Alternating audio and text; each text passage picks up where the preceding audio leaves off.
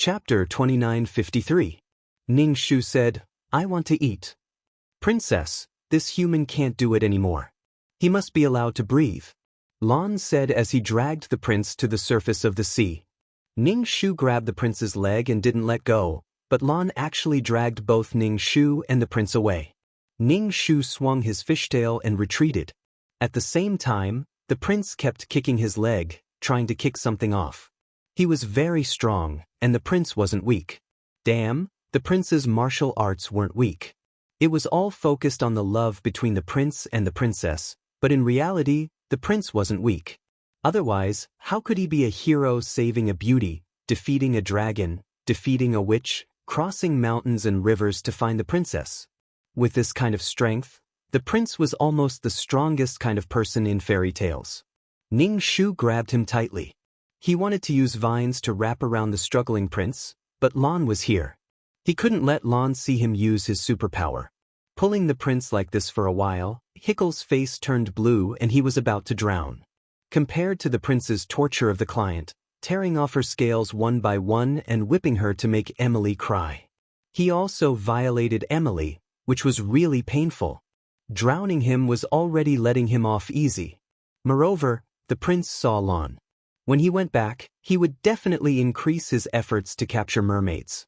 Even if it was for the race, he couldn't let this guy live. "Damn, this retard," Lan said. "I know you are kind, little princess, but bringing him to the Coral Palace like this will definitely kill him. He will die before he reaches the Coral Palace.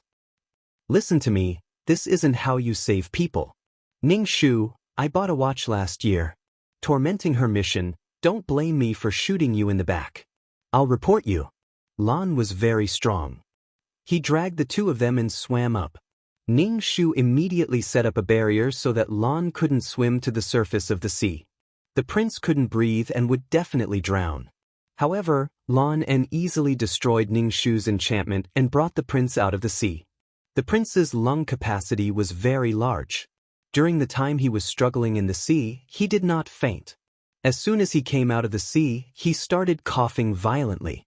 Ning Shu directly swept his tail at Lan, wanting to snatch the prince from Lan's hands. "Your sister? Was the plot so irreversible? Could it be that Lan had actually fallen in love with the prince, so he was wholeheartedly trying to save the prince? She must have entered some kind of fantasy again. Give him to me." He tried to snatch the prince, but Lan quickly sent the prince to the shore. "Princess, don't be stubborn. I'll be back soon. Leave this to me." Ning Shu took a deep breath. She was so angry that her chest was heaving up and down. She wagged her tail and chased after him at an extremely fast speed. Not only did she want to kill the prince, she also wanted Lan to die in a very rhythmic manner. If the prince escaped, things would become much more troublesome. Lan, this bastard, was deliberately going against her. Lan sped up and swung his arm, throwing the prince onto the shore. Plop! The prince smashed onto the beach and fainted. Ning Shu quickly swam ashore, wanting to drag the prince into the water again. She was very persistent. "Princess, he's already on the shore. Don't worry about him. Let's go quickly. Someone will find him soon." Lan pulled Ning Shu. Ning Shu directly punched him in the face and swam towards the beach. However, a fishtail couldn't walk. In addition, there were fishermen coming this way and found the prince. "There's someone here. Hurry and save him." The fishermen dragged the prince away in the rain. Ning Shu wiped the rain on her face, cursing in her heart. Lan looked at Ning Shu. His hair was wet, strand by strand. Water stains flowed down his face, and his lower body was bare. It was indescribably seductive. At this moment, he had a smile on his face and said, "Sabi, are you dumbfounded?" He knew the way this woman did missions too well. Simple and crude, straightforward. Once she fixed her eyes on someone, it was definitely related to the mission. Ning Shu narrowed his eyes. "You're doing it on purpose." "Yes, I'm doing it on purpose." "Are you dumbfounded?" "Surprise?" Lan said. Ning Shu smiled. "Look behind you." Lan turned her head and saw the Grand Elder floating above the sea. Lan's pupils constricted, and she turned to look at Ning Shu. Ning Shu said, Sabi, are you dumbfounded? I've already reported you, Jingqing. Unbeknownst to them, the storm had stopped and the sea had calmed down. Lan En's eyes darted around. She supported her head with her fingers and tilted her head. What should I do? He hid in the water because the water could isolate some auras and information. However, he didn't expect this woman to enter this world. Suddenly, he wasn't so bored anymore. He wanted to tease her before he left. He couldn't stay in any world for too long. The longer he stayed, the more information he left behind, and the easier it was to be discovered. However, this woman's soul had become stronger again, which surprised him a little. In that state, it was easy for her soul to dissipate. When he saw her again, she was alive and kicking. See you in the future. The Grand Elder walked over. Jingqing pursed her lips and took off her skin. The mermaid's skin instantly lost its vitality and sank to the bottom of the sea. This mermaid named Lan En was already dead. It was unknown if he died of natural causes or if Jingqing swallowed his soul and took away his body. What a sinful son of a bitch. Jingqing's soul looked the same as the giant, but it was the normal height of a human. Although he looked okay, he took away the prince. Ning Shu was now so angry that he gritted his teeth. Jingqing's soul wasn't very strong, about the same as hers. After taking away so many soul stones and soul fluid, his soul was still so weak. Jingqing didn't panic when he saw the Grand Elder. Instead, he was happy to see his family. He opened his arms and rushed to the Grand Elder, hugging him tightly. Grand Elder, I missed you so much. They looked like brothers who were deeply in love with each other. Ning Shu opened his mouth slightly and quickly lowered his body. This scene was completely out of Ning Shu's expectations. She had thought that it would be a tense situation, but it turned out to be so tender. Grand Elder, why are you only here now? Jingqing hugged the Grand Elder tightly and cried. The Grand Elder was held by Jingqing expressionlessly and was about to grab him. Lan En no, Jingqing held the Grand Elder's head with both hands and kissed him. He kissed him directly. The Grand Uncle was immobilized. Jingqing used a little trick to immobilize the Grand Uncle. Seizing the opportunity, Jingqing escaped. In the next second, the Grand Elder's body could move. He wiped his mouth with a disgusted expression and chased after Jingqing. Cough, cough. Ning Shu popped his head out of the water and spat out the water in his mouth. He was so surprised that he choked on the water. Chapter 2954. If she saw this scene, would she be silenced? Damn, Jingqing was even more shameless than she had imagined. He kissed the person who came to catch him and then took the opportunity to escape. If he had run away immediately, he might have been caught very quickly. Doing so would have allowed him to escape. This wave of manipulation was as fierce as a tiger. The Grand Elder's expression was as disgusted as if he had eaten shit. Ning Shu calmed his mind. The impact was too great. Fortunately, he had the foresight to hide in the water. He hoped that Jingqing would be caught and quickly fill in the law of nothingness. Moreover, Ning Shu was very worried about whether he would meet Jingqing again in the future. Most importantly, she was going to pick up trash in the future. How would she look at him when she saw this embarrassing scene? His mind couldn't help but replay that scene. In order to escape, Jingqing really could do anything. It was quite miserable to meet such a person. Who knew what he would do? It seemed that Jingqing, who was locked in the system space, was the most obedient. Out of the system space, Jingqing seemed to be free. Ning Shu swam to the bottom of the sea and was a little worried when he saw Lan En's body. Logically speaking, the body of a clansman should be brought back to the place where the clan lived. But how could he explain Lan En's sudden death? He touched Lan En's body and found that there was indeed no sign of life. Originally, the queen was going to punish her for coming out of the sea in the storm. Now that Lan En was dead, the clan's impression of her dropped. She was going to be the queen. So Ning Shu dug a hole and buried Lan En. He didn't know when Jingqing had invaded Lan En's body, but he was indeed dead. The microbes at the bottom of the sea would decompose the bodies of sea creatures. It wouldn't be long before Lan En became a skeleton. Not long after that, even the bones would be gone. After burying Lan En, Ning Shu swam to the clan, cursing Jingqing in his heart. The prince had returned to land. How could she take revenge on the prince? Could she find an undersea witch? She was mute and her legs hurt as if they were broken. That kind of medicine also wanted her voice. It was a purely inferior product. As soon as Ning Shu returned to the clan, he saw many mermaids looking for him everywhere. Obviously, the queen was worried to death when he was missing. Without her legs, the queen was keeping a close eye on her. How was she going to get to land? Ning Shu listlessly accepted the queen's reprimand. He had no energy at all. If it wasn't for that bastard Jing Qing, the mission would have been half completed. In the end, there was no progress at all. Why was Jing Qing so annoying? The queen looked at Ning Shu's ashamed appearance and didn't want to lecture her anymore. She told her to be obedient and not run around for no reason. She then asked where Lan En went. Ning Shu looked confused. I didn't see Lan En on the way back. Sigh, he probably went to look for you and hasn't returned yet. Look at how good Lan En is to you. The queen began to chatter incessantly again. Ning Shu just listened and didn't say anything. She had to find a way to get ashore and solve the prince's problem as quickly as possible. Originally, if the prince died in the sea, everything would be over. But once he reached the shore, he would be in human territory, and the difficulty of completing the mission would increase. Minister Jing Qing. Ning Shu wanted to burn the corpse, so he threw a few fire pearls at it. She didn't know if it could melt the ice crystals on the corpse. She really wanted to destroy the corpse. Ning Shu decided to go to the undersea witch to see if there was any good version of the potion. Ning Shu felt that the witch most likely saw that the little princess was naive and gullible. She gave her the worst potion but took away the little princess's most precious thing. Naive children were easy to trick, and it hurt to walk.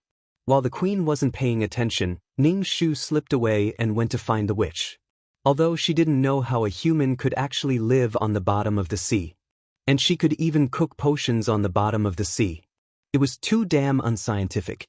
However, this was a bizarre fairy tale world. Anything could happen. The witch lived a little far from the mermaid group, and she also met some sea hunters on the way. The little princess relied on some kind of faith to cross the dangerous sea, changed the medicine on her throat, and then endured extreme pain to go ashore.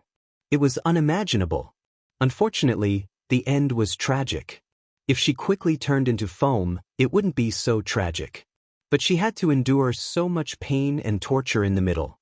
Arriving at a house made of seaweed, Ning Shu knocked on the wooden door. This door should have been found on the sunken ship. The door creaked open, and an old and hoarse voice came out. Come in. Ning Shu walked into the cramped room. The room was filled with strange things. There was a big pot of something bubbling. He didn't know what it was, but it was black in color.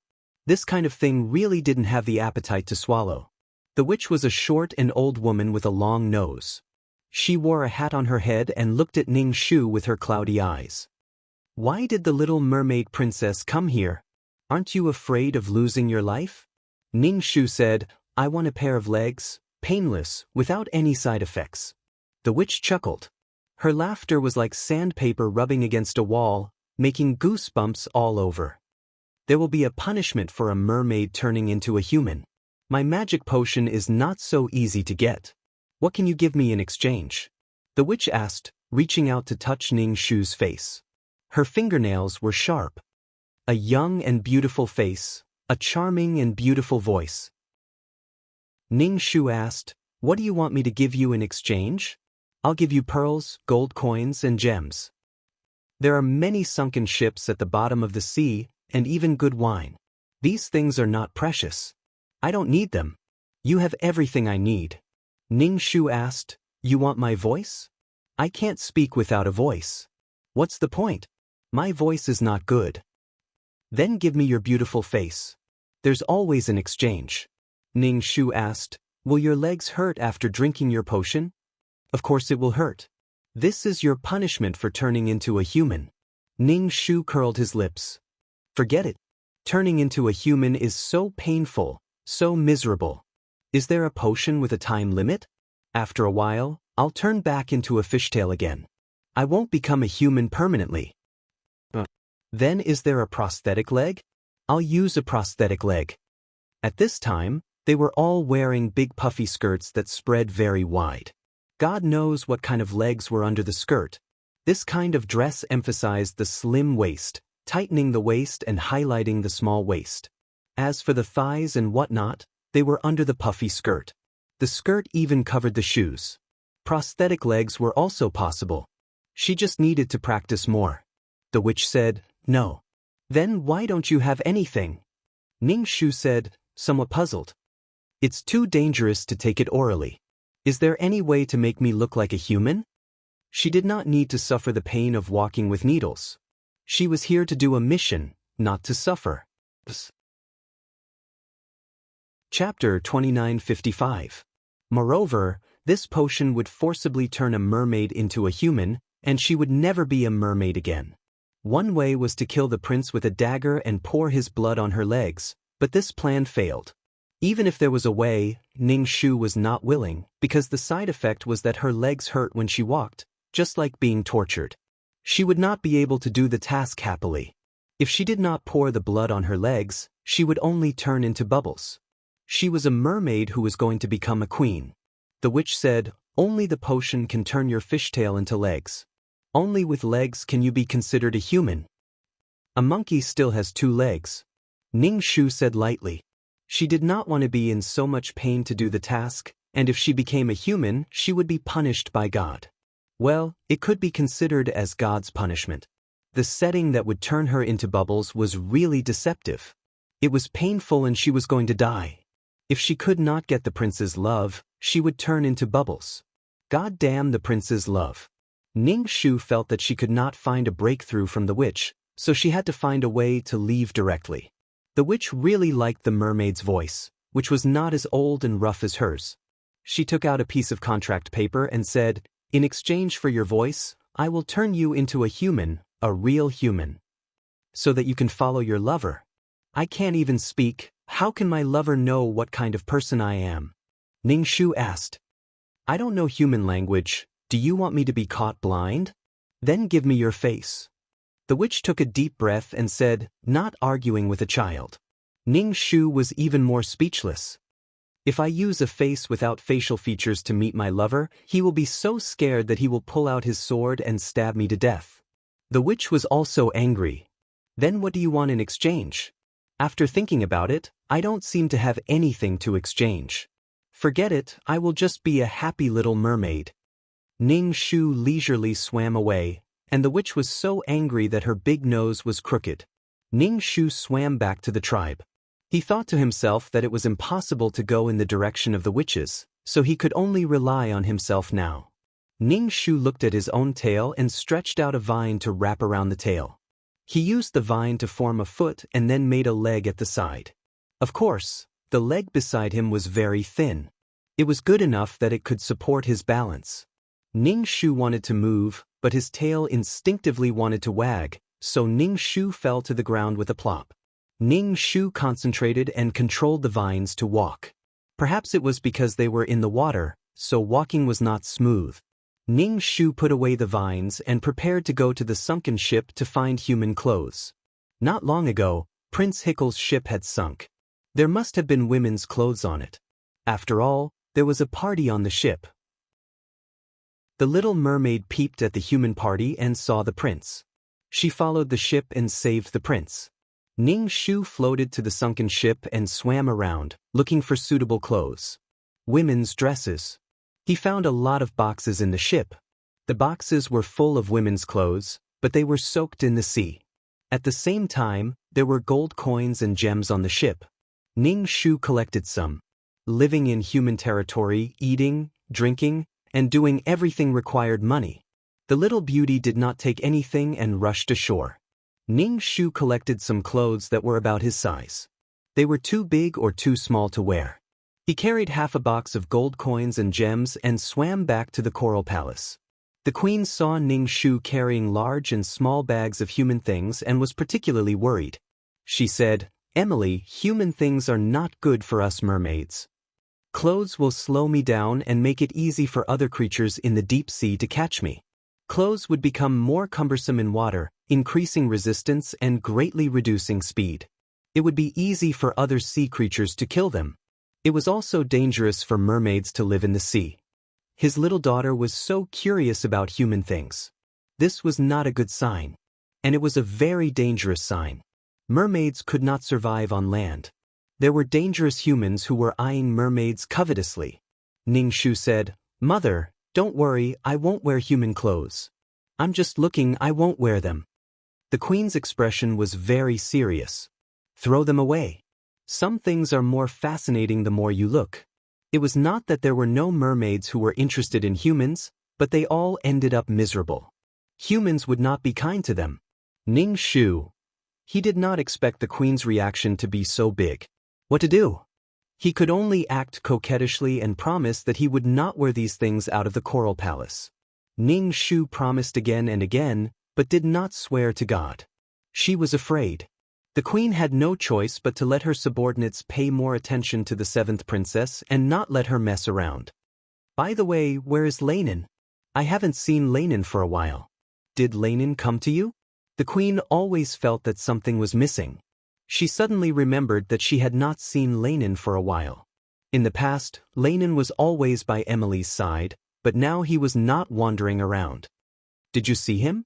The queen's expression was a bit heavy. Did something happen, or was he killed by hunters in the ocean? Occasionally, mermaids who swam far away were either killed by hunters or captured by humans. Ning Shu shook his head, indicating that he did not know. The queen was worried. Ning Shu returned to his sleeping place, rummaged through the clothes, looking for something suitable for his body. He barely found a piece to put on. The fluffy skirt was really wet. The place below the waist was very wide. Ning Shu used vines as he previously imagined. The skirt was long and thick and he could not see the legs. It was particularly taxing on mental power. After all, he had to walk naturally like a human. It was not good to practice in the water. Ning Shu planned to go invisible and practice on the beach. He chose to practice on the beach at night. Ning Shu knew that the queen sent people to watch him. He became invisible and swam to the shallow sea with his clothes. Then he put on the clothes, evaporated the water, and began to practice walking.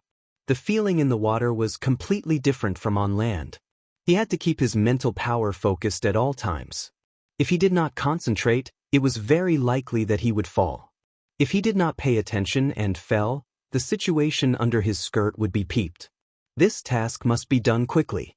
The longer he stayed on land, the easier it was to be exposed. And after killing the prince, he had to return to the ocean as quickly as possible. When he felt that he had practiced enough, Ning Shu began to leave the ocean. Before he left, he had to prepare his homework. The shortest way to the prince's country, how to successfully enter the castle. Of course, he could not be like the previous little princess who wandered in front of the castle and was caught by the guards in front of the prince. This time, he had to have a reasonable identity to enter the castle. Ning Shu calculated in her mind. On a sunny day, she left the ocean with some gold coins and went ashore. Chapter 2956. Ning Shu relied on her spiritual power to control the vines and make herself walk with the swaying of her skirt as if she was walking with two real legs. She wanted to take a carriage, but only nobles could afford a carriage, especially a luxurious carriage, which was a means of transportation in the city. Going to further places, especially the mountain roads and forests, was not suitable for a carriage. Ning Shu had to cross the mountains and the carriage was useless. Don't let her carry the horse when the time comes. The animals in the fairy tale world are quite lively. Except for the fact that they can't speak, some animals are even protagonists. Ning Shu walked in the forest, and some small animals looked at Ning Shu and chirped as if they were talking. It's really tiring to wear this fluffy skirt. The place below the waist is very fluffy, and the inside is made to make the skirt fluffy. It's the waist that is uncomfortable, all kinds of belts, and when the abdomen is tightened, it feels like the intestines are about to explode. It's the same principle as modern corsets. Being a mermaid is still a happy thing. Crossing the mountains, crossing the river from the other side of the sea, the other side of the mountain towards the city. And there are still wars in some places. There are many kingdoms in the fairy tale world. Behind the romantic love story of the princess and prince, there is invasion and war between countries. Therefore, in order to avoid the war-torn places, Ning Shu has to take a detour to avoid being caught by the soldiers and discovering the identity of a mermaid. It's not that she can't beat them, but she doesn't want trouble. If she is discovered, the news will spread quickly and affect her mission. She won't expose her body unless it's a last resort. Once her identity is exposed, it's time for a big fight. Ouch! Ning Shu felt that she stepped on something and quickly stepped aside. She saw a thumb-sized girl on the ground. At the moment, Ning Shu stepped on her and she was dizzy. So small. She didn't accidentally meet Thumbelina, who is constantly being robbed and running away from marriage, right? This Thumbelina grew out of a tulip bud and is a bit similar to Liren. She was snatched away by a toad to be his son's wife. She was taken away by a scarab, who despised her for not being pretty and threw her away. After that, she was saved by a field mouse. She saved a swallow. The swallow brought her to the flower elf prince and they lived happily together. Of course, a white butterfly was sacrificed along the way. Ning Shu didn't want to bring Thumbelina along, so he gave her a fruit as an apology. When Thumbelina saw Ning Shu, her eyes were full of pleading. Apparently, she wanted Ning Shu to take her away. Ning Shu gulped down a mouthful of chicken soup. Do your best. Your happiness is right in front of you. You can do it because you are the youngest. Then he left without looking back. Compared to the client's hardships, Thumbelina's marriage was bumpy. What she met before was not an ugly toad, but a scarab with a different aesthetic, followed by a rich mole, and finally the flower elf prince. But in the end, the flower elf prince and princess lived happily together. Thumbelina could not catch up with Ning Shu. She could only watch as Ning Shu disappeared into the woods. Thumbelina had to exert a lot of strength to move the tree. After a period of time, he could finally see the city. Ning Shu soaked his clothes and hair in the stream, washing the dirt off his body. After he got ashore, he evaporated the water from his clothes and hair. He walked into the city refreshingly. The gate was guarded by guards. It didn't look very strict, but the castle was heavily guarded. There were several guards at each gate, and each guard had an eagle perched on their shoulder. The eagle's sharp eyes stared at Ning Shu. Ning Shu wanted to enter the castle while invisible, but because of the eagle, he was caught even if he was invisible. This kind of eagle had the ability to see through all invisibility. It was made to prevent witches. This was a world where witches rode brooms and flew all over the sky. Moreover, most of the witches' images were evil. For no reason, they would curse people, turn people into animals, or use some kind of spell to harm people invisibly. Many princesses and princes had suffered. Not to mention the princesses, even the king had suffered. In order to prevent his castle from being invaded by witches, it was necessary to make some preparations. Ning Shu did not want to be caught as a witch. More importantly, if she was caught, her identity would be exposed. Even if she wanted to kill Prince Hickle, she could not let people know that it was a mermaid who did it. Otherwise, she would be retaliated. Not every mermaid could endure the revenge of humans. She would take responsibility for her own actions. It was better to be sneaky. Ning Shu wandered around and found that the castle was recruiting maids. Ning Shu queued up to sign up. In order to ensure that she could enter the palace, Ning Shu even gave the guard some money as a bribe. The guard had an "I know" expression. You're also here for the handsome prince, right? Ning Shu, congratulations, you guessed right. I'm here for the handsome prince. They're all over there, hee. The guard pointed to the crowd. Although they were here to become maids, many of the girls were dressed gorgeously. They wore wide hats with delicate flowers on them. Although the prince was now married to the princess of the neighboring country, it did not mean that the prince could not have other women. 3 palaces and 6 courtyards. As long as one was a noble with assets, they had such rights. Although there was only one queen or consort, one could have many beauties. You're dressed nicely now. When the time comes, you won't be wearing the same uniform. The guard shook his head.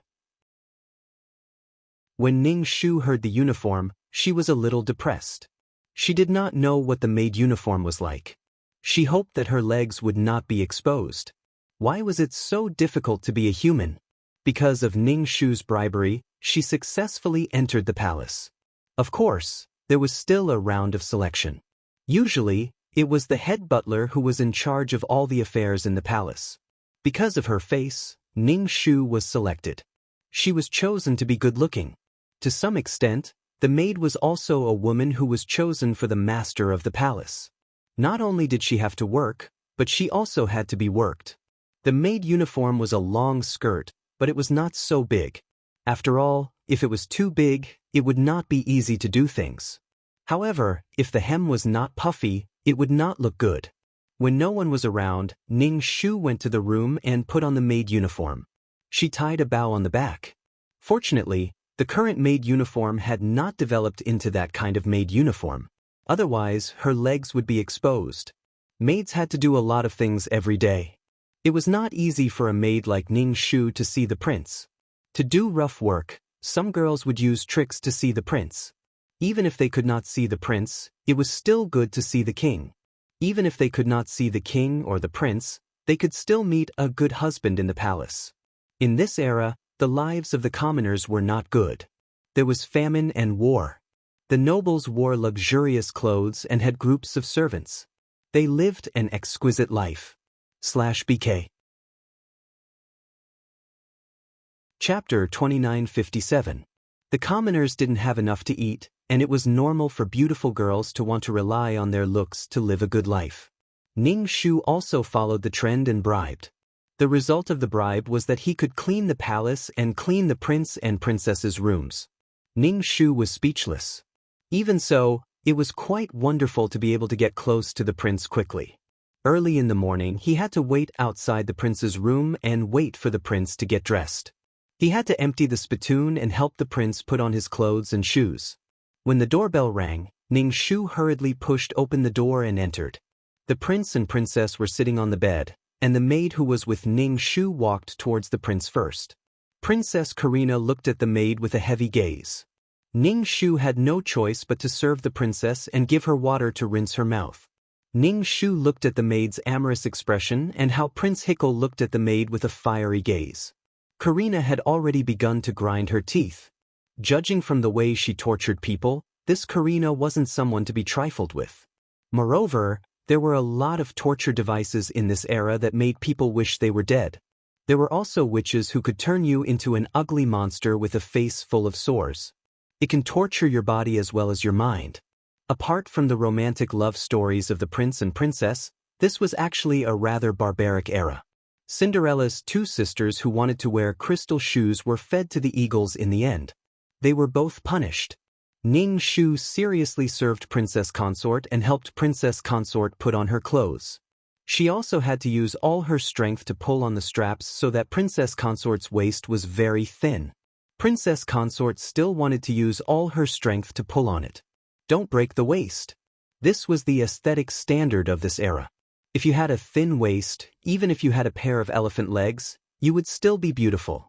Elephant legs might even make the waist look thinner and more aesthetically deformed. Especially when there were so many internal organs in the stomach. Ning Shu had dealt with the difficult Princess Consort. On the other side, the prince and the maid were exchanging amorous glances. The princess's expression could be said to be very gloomy, but the prince acted as if he didn't notice. Perhaps he did, but he didn't care. This was the person Emily liked. It was simply intoxicating. Just by looking at him from the boat and then saving him, in a short period of time, Emily would pay a huge price to come ashore. He had originally wanted to coax the mermaid, but he didn't expect that the mermaid would really deliver herself to him. It would be a waste if he didn't want it. Sure enough, not long after, the maid was called over by the princess consort and disappeared from the palace. Because Ning Shu served them well, and because of the effect of bribery, Ning Shu could often get close to the prince and princess. Sometimes, the prince would even tease her, touch her small hand, and ask her to pour a cup of tea or something. Then, the way the princess consort looked at her changed. After coming to Fairy Tale World, she even experienced a wave of cruel palace fights. Ning Shu did not cross the line at all, but when the Wang Fei was not in front of him, Prince Ning Shu smiled darkly. But the client's face was very beautiful. Even if she was smiling coldly, she looked sweet and cute. When the prince saw Ning Shu smile, he was a little dazed. Then, he actually followed Ning Shu into the utility room. There was usually no one in the utility room. The prince closed the door and reached out to hug Ning Shu. Ning Shu turned around and hit the prince's nose with her head. The prince groaned and covered his nose. It was so sore that tears came out. Before the prince could finish his words, Ning Shu directly threw him to the ground and pressed down on his body. With a thump, the prince was almost out of breath from the pressure. He had never seen a woman so heavy and so fierce. The mainstream aesthetic was still petite and cute, preferably with a thin waist. Ning Shu casually stuffed the prince's mouth with a rag and tied his hands and feet with a rope. At this time, the prince finally felt that something was wrong. He struggled hard and wanted to shout, but his mouth was blocked. And they were in the utility room, so no one would come for a while. Ning Shu dragged him to a corner. This place was blocked by shelves, so no one would notice for a while. It was messy and no one was willing to go inside. The prince tried to intimidate Ning Shu with his eyes, but such eyes were useless against Ning Shu.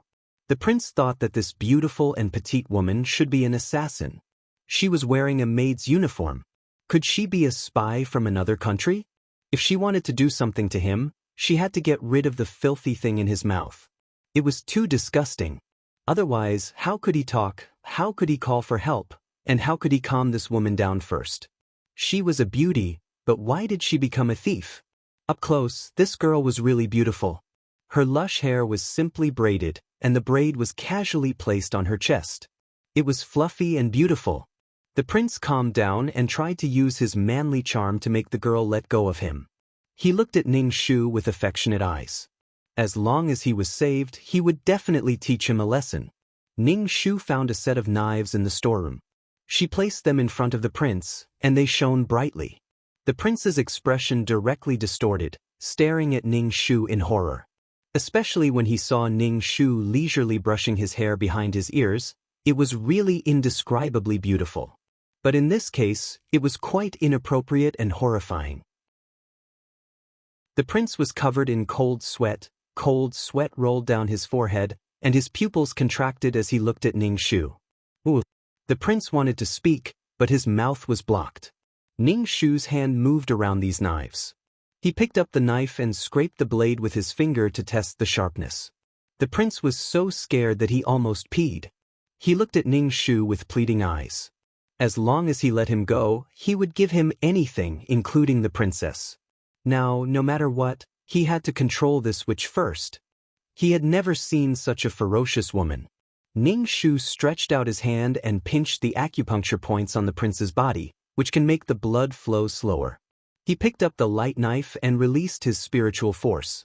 When he found that no one was around the storeroom, he took off the cloth strip. The prince dared to shout, but his tongue was pulled. His tongue was pulled and he couldn't scream.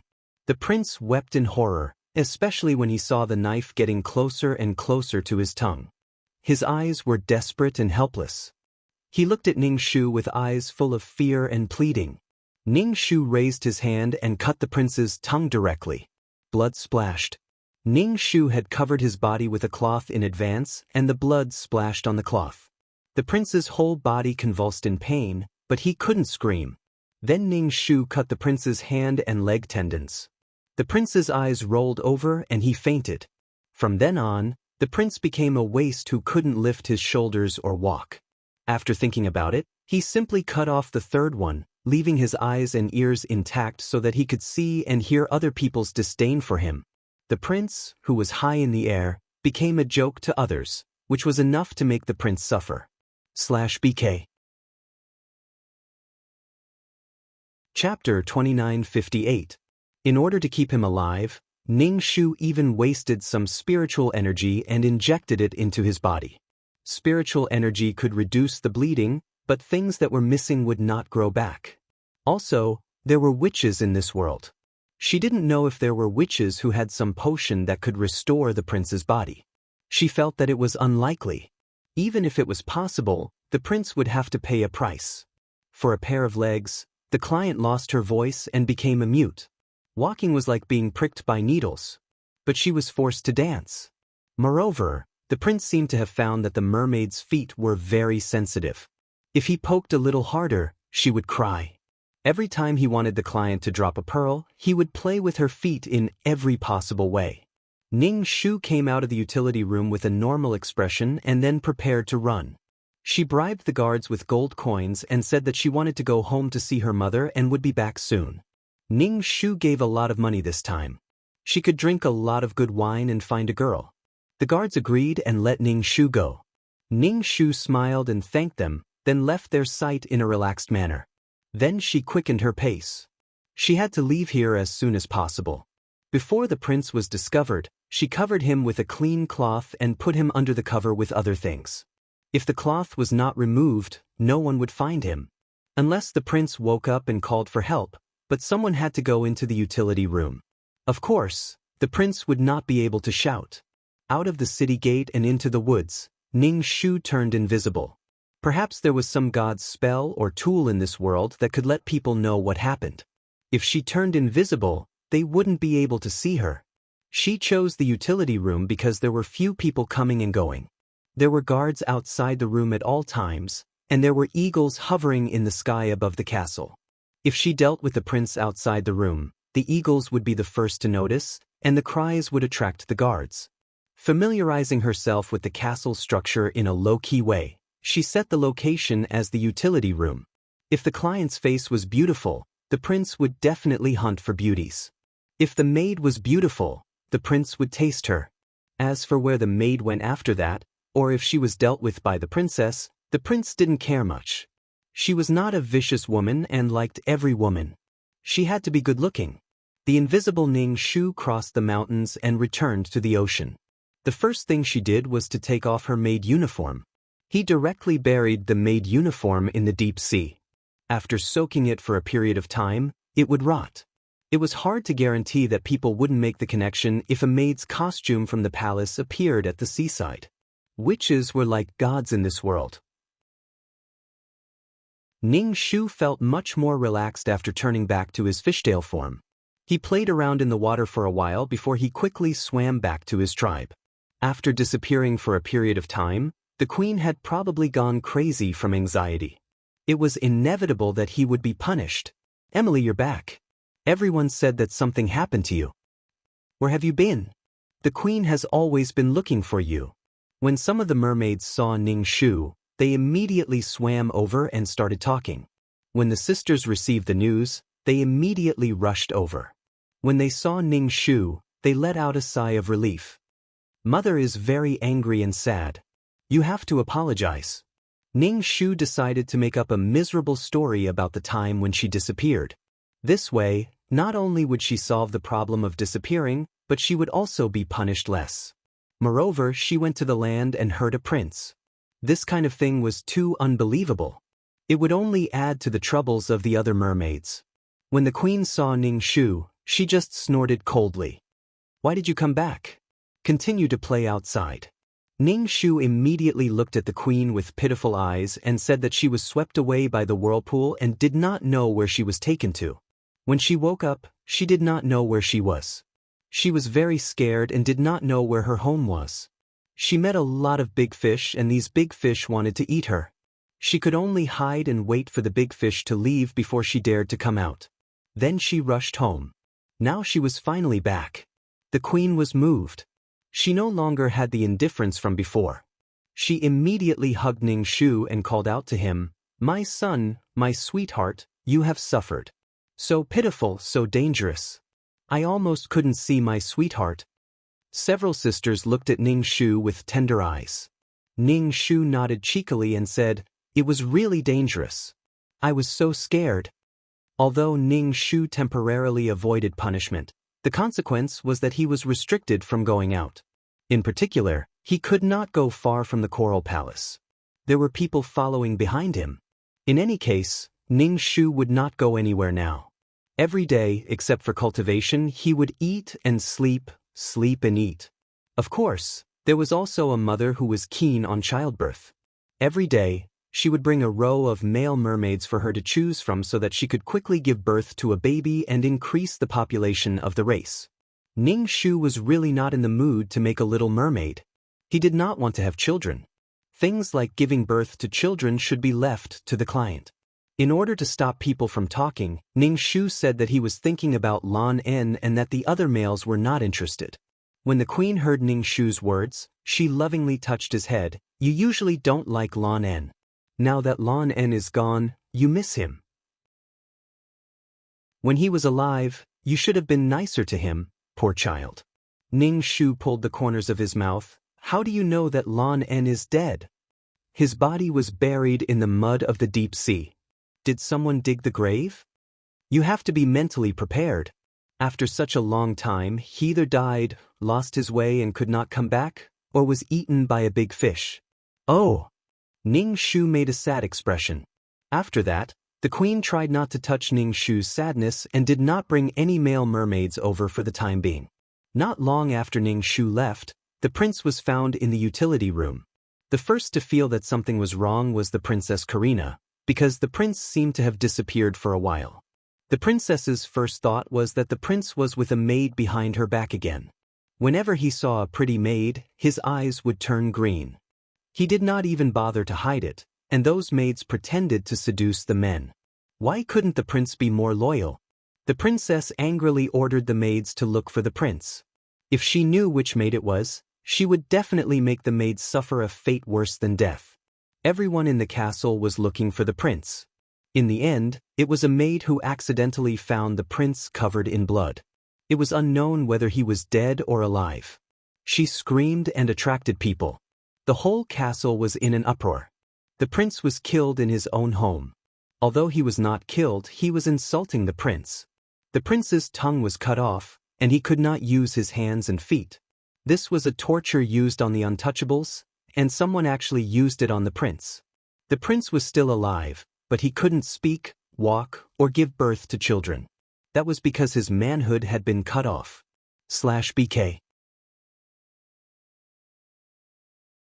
Chapter 2959. The king was shocked and grieved. Who did this to his son? The queen cried even harder. Her son had suffered such a thing. She was distressed and angry. She begged the king to catch the murderer and let the murderer die a horrible death. Wang Fei was dumbfounded. So, the prince had become a cripple now? He couldn't do anything. Could he still be a king in the future? He didn't even have that thing. Was she going to be a widow in the future? She had resented the prince for being a playboy. Now she had played too big. The princess didn't have any reluctance. She immediately packed her things to go back to her country. She couldn't face a cripple. When she returned to her country, she could remarry in the future. This playboy had disappointed her. Was it worth it to be a widow by his side? The princess wanted to leave when his son was in trouble. This made the old king feel cold and angry. Even if you want to leave, you have to wait until you find the murderer. No, I'm leaving now. It's your son who messes around with women all day. This is God's punishment for him. The union between countries was nothing more than benefits. The king hurriedly looked for a powerful witch. He wanted to restore his son's identity through magic. It would be best if he could find the murderer, who wanted to torture his son so cruelly. And now the prince had become a joke. Not only were his subjects laughing behind his back, but other countries were also unceremoniously adding insult to injury. They sent letters one after another. Although they were asking about the prince's injury, their tone was full of ridicule and anticipation. The witch was invited to the palace. To be honest, no one liked witches. It was not so much that they were afraid of the witch's power. Especially bad witches. They would use their power to play tricks on people. As a ruler, it was better to destroy such uncontrollable people as soon as possible. The witch checked the prince's body and shook her head. There's no way. The body can't be restored. But you can change it. That's good, then change it. The king said without hesitation. As long as the prince could live well, he would change it. The prince woke up. When he heard the witch's words, he was relieved. He still couldn't accept that his body had become a cripple. And the symbol of a man was gone. That woman was a demon. She was like a delicate flower, but in the blink of an eye, she had turned into a ferocious man-eating flower. He must find that woman and let her suffer hellish pain. However, the prerequisite was that he had to change his body. He was in so much pain. Without his tongue, he couldn't speak at all, and he couldn't exert any strength in his limbs. That woman was so cruel. The king ordered the witches to find the murderer. If they were found, they must be cut into pieces to let them know the cruel laws of the country. No matter how many people died, it wouldn't be enough to hurt the prince. The witch chanted an incantation, and an image appeared in front of her. The image showed what had happened at that time. The misery of the prince was repeated, and the king and the queen were furious, and thus tortured their children. Then he watched as the woman walked out of the castle and out of the city. In the end, she disappeared without a trace. What's going on? Where are they? The king asked angrily. The prince's eyes bulged out. He wanted to speak, but the root of his tongue was in great pain. It was as if blood was gushing out whenever he moved. Why did this woman suddenly disappear? The witch was also shocked. Because she couldn't be seen, there was no way to track her. She was able to hide and disappear. In the face of the anger of the king's family, the witch found a reason and said, "It's very likely that this is a witch." She changed into the appearance of a young and beautiful woman to deal with the prince. Of course, they knew that she came to deal with the prince. After all, the prince was lying here so miserably. There was no need for you to say the result. The problem was the murderer. Where was the murderer? This witch seems to be very powerful. She hid her figure, and there was no way to track her. Witches are really annoying things. The king cursed. He guessed which country had sent the witch to deal with them. There were many suspects. He felt that every country was a suspect.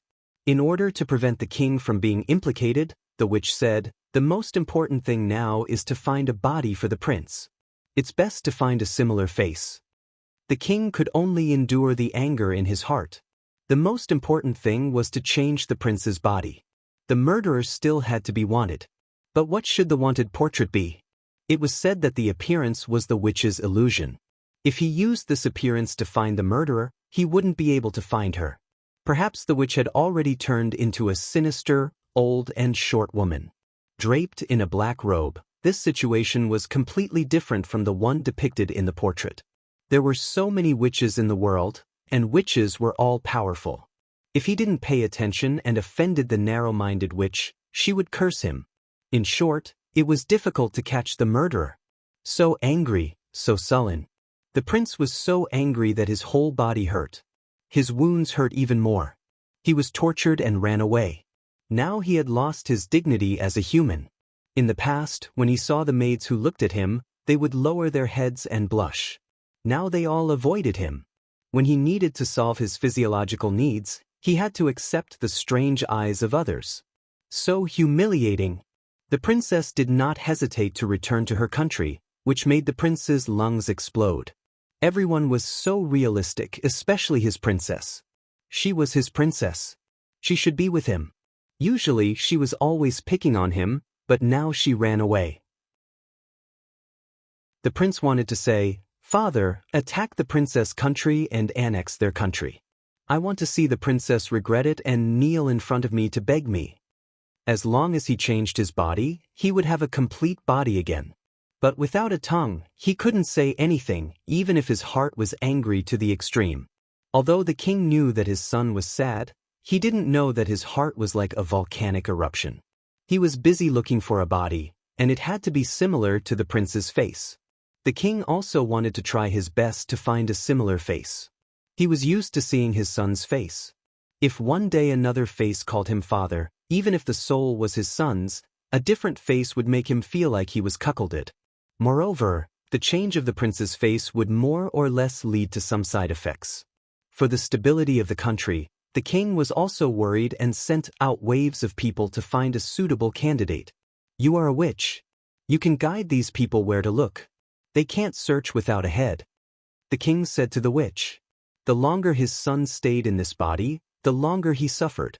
He had to change his body as soon as possible. /BK. Chapter 2960. Being asked to find a suitable body, the witch felt quite helpless. She was particularly unhappy with the king's attitude. This kind of attitude of not only looking at you but also making you work. You are the king, you are amazing. But in the castle, the palace was someone else's territory. People under the eaves had to bow their heads. The witch folded a small paper crane and said to the king, "When the time comes, follow this paper crane. You will probably find a suitable soul." The witch chanted an unknown spell to the paper crane, and the paper crane flew up. Every time the king saw this incomprehensible power, he was very afraid. What kind of existence is the witch? Where does their power come from? Follow the paper crane.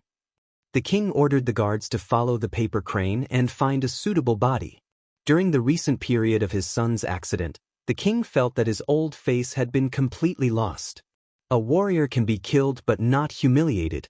The witch tortured people like this and destroyed the symbol of men. Those nobles with titles looked at him strangely. The queen preferred to hold banquets, brightly lit, embroidered clothes, good wine, and delicious food. Everyone hugged and danced together, which made the queen very happy. But because of the accident, the queen was too lazy to hold the banquet. Those gossipy women still didn't know how to talk behind her back about her son.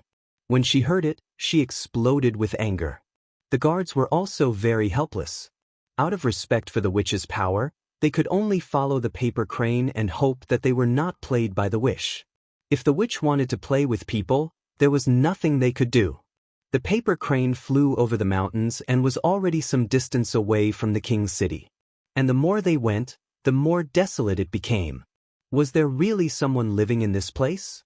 Finally, they found a man in the forest. This man had golden hair and a tall figure. The most important thing was that he was 70% similar to the prince. He was wearing tattered clothes. At first glance, they could tell that he was from a poor family. The paper crane stopped on the man's shoulder, and the man looked at the guards in surprise. The guards didn't say anything and directly took the man away. The fruit in his arms fell to the ground. "Let me go, where are you taking me?" The man was terrified and was dragged away by the guards. "Of course, we are going to let you enjoy it. You are really lucky to have a face so similar to the prince." From the back, he looked exactly like the prince. Their hair color was similar. The man became even more terrified, but he couldn't resist.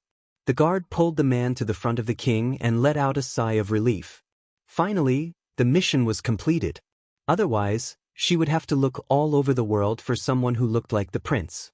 How long would that take? Moreover, the place where this person lived was so desolate that they wouldn't look for him at all. Even if they wanted to find someone who looked like him, they would go to a place with a lot of people. Witches were both feared and respected. The man was suddenly brought to a dazzling palace. The floor was so shiny that it could reflect one's reflection, and there was a fragrant heat. It was much better than his rundown house. The man was terrified. He knelt on the ground and trembled. The king ordered, "Raise your head." The man raised his head. There was some dirt on his face. The king was disgusted. He ordered the servants to drag him away and wash him. His appearance was too unsightly. Thinking that her son was going to enter this dirty body, she really didn't want to say anything. From the clothes he was wearing, it was obvious that he was a poor commoner and not someone who had been pampered since childhood. His body was definitely not as good as the prince's. The food that he ate must have been dirty and not something that was carefully cooked. It was a pity. If it was a noble's body, it would be better. But the king knew that if he used a noble's body, there would be a lot of trouble. And it was not certain that the nobles would agree. Using a commoner's body was the least troublesome. He would slowly nurture it in the future, and some skills had to be practiced again, such as fencing. His son's strength was not weak. The man was washed clean and brought in front of the king. This time he could see clearly. He looked quite similar, but his skin was quite rough. At first glance, he could tell that he was a poor commoner. When the prince entered the body, it would be better to take care of him. Soon he would become his son. His son was now lying like a piece of trash. He was embarrassed, especially when it came to diplomacy between countries. Some people would use this matter to laugh at their country. Now quickly let them exchange bodies. The king anxiously said to the witch. When the man on the ground heard this, he was stunned. He raised his head and saw a person lying on the bed. This person was somewhat similar to him, but his expression was more arrogant. Exchange bodies? Why exchange bodies? Was he going to enter the prince's body? The man's heart was beating rapidly. He did not know whether it was nervousness or fear. He felt that it was inconceivable. He came to a magnificent place and wanted to exchange bodies with the prince. This man did not know what happened to the prince. The witch said some things to pay attention to. Do not let anyone disturb them, and there could not be any mistakes during the process. The king nodded. It was related to his son, so he had to be serious. The prince on the bed was also looking forward to it. Although it was the body of a lowly commoner, it was good to have a complete body. When he had a normal body, it was time to start his journey of revenge. Those who bullied him before and spoke ill of him behind his back were worse. It was too painful to not be able to speak. He was hungry and thirsty, but he could not express his request. The maids' and servants' attitude towards him changed 180 degrees. They were full of disdain. Thus, the witch began to chant an obscure incantation and began to exchange the souls of the two people. First, the man's soul had to be taken out to make room for the prince. The man suddenly felt a huge force that was about to absorb him. Then there was darkness. He did not know anything, as if he had fallen into chaos. His thoughts also stopped. The witch began to take the prince's soul into that body. She was about to start the soul transfer process. But the witch tried several times and found that the prince's soul could not leave his body at all. The witch's face changed. It was the first time she had encountered such a situation. The soul could not leave the body. How could she exchange bodies? If she could not exchange bodies, would she be able to walk out of the palace? Inevitably, the witch's face showed a difficult expression. When the king saw the witch's face, he could not help but want to ask what was going on. But he remembered the witch's previous instructions. He could not disturb the witch. In the deep sea, Ning Shu's heart moved. She felt that someone had begun to move the prince's soul. When she was dealing with the prince, she thought of the witch. The prince turned into a frog, and the frog turned into the prince. It was too casual. She wondered if the witch used magic to integrate the prince's soul into the frog's body. Chapter 2961. As for the kiss turning into a human form, there should be some other reason.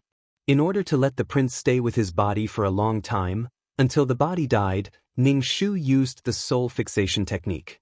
This method was actually a little Mao Mountain method. Some children or adults, whose souls were weaker, were particularly prone to soul detachment, causing people to fall into a coma and their souls to wander. Using the soul fixation technique, the soul can stay in the body. Like a nail, two pieces of wood are forcibly nailed together. Gradually the soul and the body fuse together, and after a long time, the soul will not cause the soul detachment. Now that he felt that someone was moving the soul, Ning Shu was the first to notice it. The witch was really amazing. He hoped that his nail was strong enough. Since she wanted to take the soul away, she didn't want to change the body, right? This kind of trick, the witch's strength was really not weak.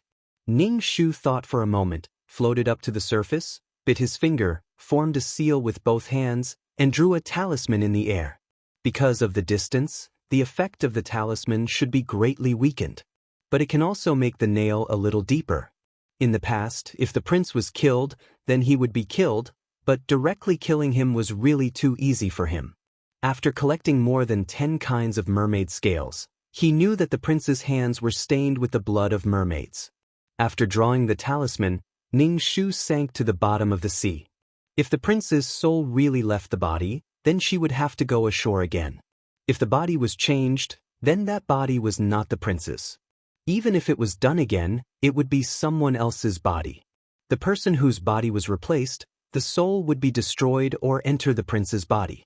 This wave of operation, Ning Shu was convinced.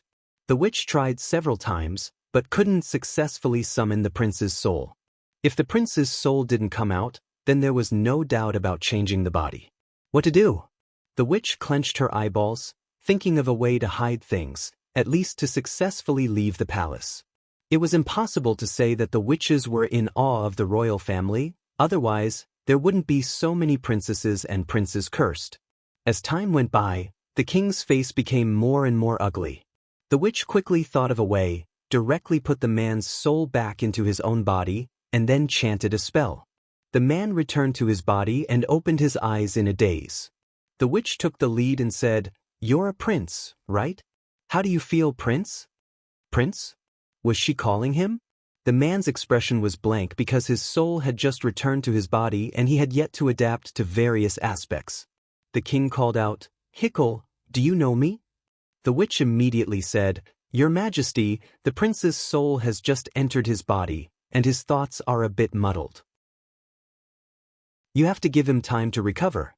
Sometimes there will be symptoms of not remembering things. It's normal. You just need to tell him slowly." The witch said seriously. The king nodded. His son finally had a complete body. He glanced at the body of his son on the bed and asked, "Has that person entered the body?" The witch nodded. "The pain that the prince endured has now been borne by someone else. Congratulations to the prince for his rebirth." The man was dumbfounded. How did he become a prince? If he became a prince, would he be able to stay in this magnificent place? Could he lie in a bathtub filled with fragrance, enjoying everything? The man's heart was filled with fear and anticipation. He was afraid that if he was exposed, he would definitely be punished. But the yearning for a better life overcame the fear in his heart. He trembled and said, "I am a prince." "Your Majesty, you see, he still remembers that he is a prince. Because his body is different, there will always be some discomfort." The witch directly put the prince's hat on the man's head. He was originally a lowly person who could not eat, but now he had become a prince. He was born lowly, but to have such a fate really made the witch sigh. Of course, the witch would not tell anyone about this. If she did, the other witches would laugh at her for not being strong enough. Secondly, the king would definitely not let her go. Once she left the palace, she would leave the country. The witch was free and could go wherever she wanted. When the prince on the bed heard this, he was extremely shocked. He was the prince. How did someone else become the prince? But he could not speak. He could not even open his mouth to scream. His limbs could not move, and he felt a heart-wrenching pain. And he could not move at all. He was the prince. "Father, don't be fooled by him. I was the prince. That was an impostor." The witch did not say that she would exchange bodies for them. There was no exchange at all. The prince was extremely desperate. He could not speak and had no way to prove himself. Now he had become the soul of a lowly person. How could this be? The witch was a liar, a liar. The prince shed tears and tried hard to move his body. With a plop, he fell off the bed. This attracted the attention of ordinary people and also interrupted the sentimental conversation between the king and the fake son. The prince looked at his father with teary eyes, trying to convey a complicated message with his eyes, hoping that his father could understand his eyes. The king did not understand. Now the prince's pain and despair were all understood as that lowly person's because he had entered that despairing body. From a complete person to an incomplete person who was not even a man, it was understandable. "I can allow you to despair. After all, I am an enlightened king." The prince saw that his father's eyes were incomparably cold. He felt even more desperate. He was the real prince, not the impostor. "Father, this was the witch's plot. She found someone to seize our country. The witch from before might be in cahoots with this one. One of them tortured her to this state, while the other pretended to be able to switch bodies and put on a show. I was really deceived." The prince looked at the witch with eyes full of hatred. These lowly slaves, these disgusting witches, should disappear from this world. "Father, I am your son." "Father?" The prince was so sad that he could not control himself. He was especially afraid of what his father would do to him after he became a lowly person. Would his father kill him or throw him out of the palace to fend for himself? He was a noble prince. How could he be like a lowly person, sleeping on the road and being looked at with disgust? So, his tongue was cut off so that he could not speak and could not tell the truth. That lowly impostor had to live a luxurious life in the palace? How could this be? The witch narrowed her eyes and asked the king, "Your Majesty, what are you going to do with this person?" The king looked at the crying prince and then at the man. For a moment, he did not know what to do. Chapter 2962. In any case, it was his son's body. The king looked at his son and asked, "What are you going to do with it?" After all, it was his own body. The man didn't know. His mind was muddled, and he couldn't figure out the situation. How did he suddenly become a prince? Instinctively, he felt that the existence of that person was a threat to him, so he said, "You can ask her." The person the man pointed to was the witch. It was this woman who made him a prince. Asking her was always the right thing to do. The witch smiled, and her black lips made her look a little gloomy. The prince was furious. Now someone wanted to take over the magpie's nest. A lowly person dared to decide the fate of a prince. The prince's heart was sad. He was originally a prince, but now he had fallen to this point. His family was in front of him, but there was no way to recognize them. Now he believed that the witch made a mess and believed that his soul ran to that person's body. From the beginning to the end, it was a trap. The witch's paper crane would definitely find this person. The prince was terrified. She found someone similar to him to replace her. The prince's imagination was running wild, but now he had to look at the witch to know what the witch would do to him. The witch kicked the ball back to the king. After all, this is the prince's body. It depends on your majesty's decision. Keep it in the palace or throw it out of the palace. It's all up to your majesty. The king was really conflicted, so he called the queen. The queen came in a splendid dress. When she heard about this, she looked at her son, who was a little confused, and then looked at the body on the ground, looking at her with tears in her eyes. The queen couldn't make the decision to throw her son's body out of the palace. The queen couldn't bear it. Her son was born by her, and this body was given to him by her. In short, after discussing it, the final decision was to raise this lowly person in the palace. It was a kind of compensation for the lowly person who gave up his body. Good food and drink. That lowly person probably had never enjoyed such glory and wealth in his life. The prince closed his eyes. He couldn't bear to see his mother holding the impostor and crying. She said with relief that he could talk. His son could talk and walk. From the beginning to the end, it was a scam. Everyone was deceived by the witch. The witch ignored the prince's hateful eyes, but even if he hated her, it was normal. Everyone thought that the prince's hatred was normal. It would be abnormal if he didn't hate her. Prince was carried to a more remote room and was basically raised like a pig.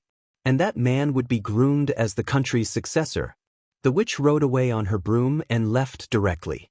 This matter could be considered to have come to an end. Ning Shu was in the deep sea and felt that no one had touched the prince's soul. He wondered how the prince was doing. From a lowly commoner who couldn't even fill his stomach, he was now a prince of a country. It was inevitable that he would cower in fear.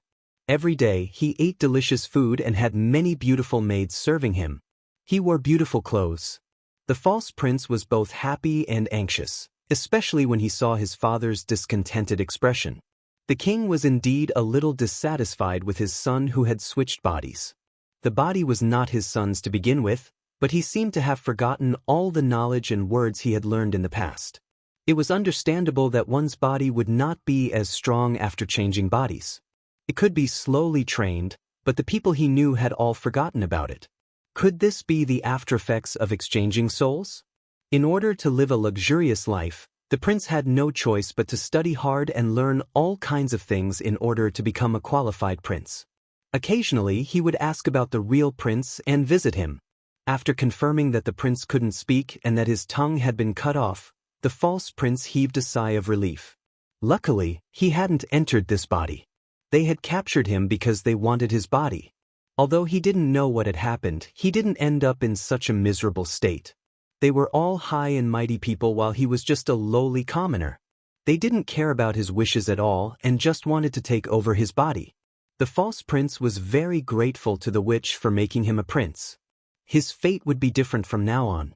When the real prince saw the luxuriously dressed false prince appear in front of him, he was emotional. He opened his mouth but couldn't say a complete sentence. Moreover, the real prince didn't know how to speak. He was the real prince, but a fake prince was showing off in front of him. The real prince was so angry that he wanted to vomit blood. He felt that the heavens were unfair. He was like a piece of trash here. Those maids and servants could openly despise him and call him trash in front of him. Because of his legs, he couldn't even pee or poop himself and needed help from others. At this time, as a proud prince, he wanted to die. The real prince was so wrong that he cried. Because of the fake prince, his parents stopped coming to see him. Why did they treat him so cruelly? Every day of living was a torture, a death by 1,000 cuts. The fake prince took a look, covered his nose, and left. There was a weird smell in the room. It was the smell of urine and feces mixed together. It didn't dissipate in the room. The real prince's face was twisted. No matter what price he had to pay, he had to make those people who hurt him pay. But his body couldn't move at all. He couldn't speak at all. He thought that when his wounds healed, he would be able to write. But he couldn't even hold a pen. His hands were soft and powerless. Since the prince had a new body, then he should find a concubine. Find a concubine. The fake prince thought about those noble ladies at the banquet. They had thin waists and smelled fragrant. They were beautiful and enchanting. If it was in the past, they wouldn't even look at him. But now that he had become a prince, those women all stared at him with burning eyes. The fake prince who suddenly got rich was a little arrogant. He had never enjoyed anything before, and now that he did, his heart naturally changed. He asked the prince what kind of concubine he wanted. The king decided to find a noble lady from his own country to be his concubine. If he found someone from another country, once something happened, they would run away. The prince looked at so many beauties. All of them were decent, but he had to think of a way to choose one to be his concubine. So, the prince suggested that there was a fruit in the forest that grew on trees. It was really sweet, but there was a hornet's nest. If any lady could pick the fruit, she would be the concubine. When they heard that, some noble ladies were unhappy. Some felt that the prince was testing them and decided to go to the forest to pick the fruit. Looking at these high and mighty proud young ladies picking the fruits because of his words, they even had smiles on their faces and looked like they were willing to do so. Power and wealth were really good things. The prince decided to work hard. He was a prince now and would become a king in the future. Chapter 2963. Becoming the person with the most power in the country, using the best things, eating the most delicious food, and having the most beautiful girls. The king was very pleased to see the prince studying so hard. In the past, the prince was a bit rebellious and ignored his father. But now, the prince was very obedient. The king thought that it was because the prince had encountered a disaster, which made him calm down completely. In the future, when the country was in the hands of the prince, he could rest assured that the country would become stronger. However, the prince's indifference to the former princess made the king a bit puzzled. Logically speaking, his son should have angrily gone to the former princess, but there was no movement at all. The prince just said that she would regret it in the future. The prince was very ambitious. When he became the king, he would conquer the princess's country and annex her country, and she would have no one to rely on.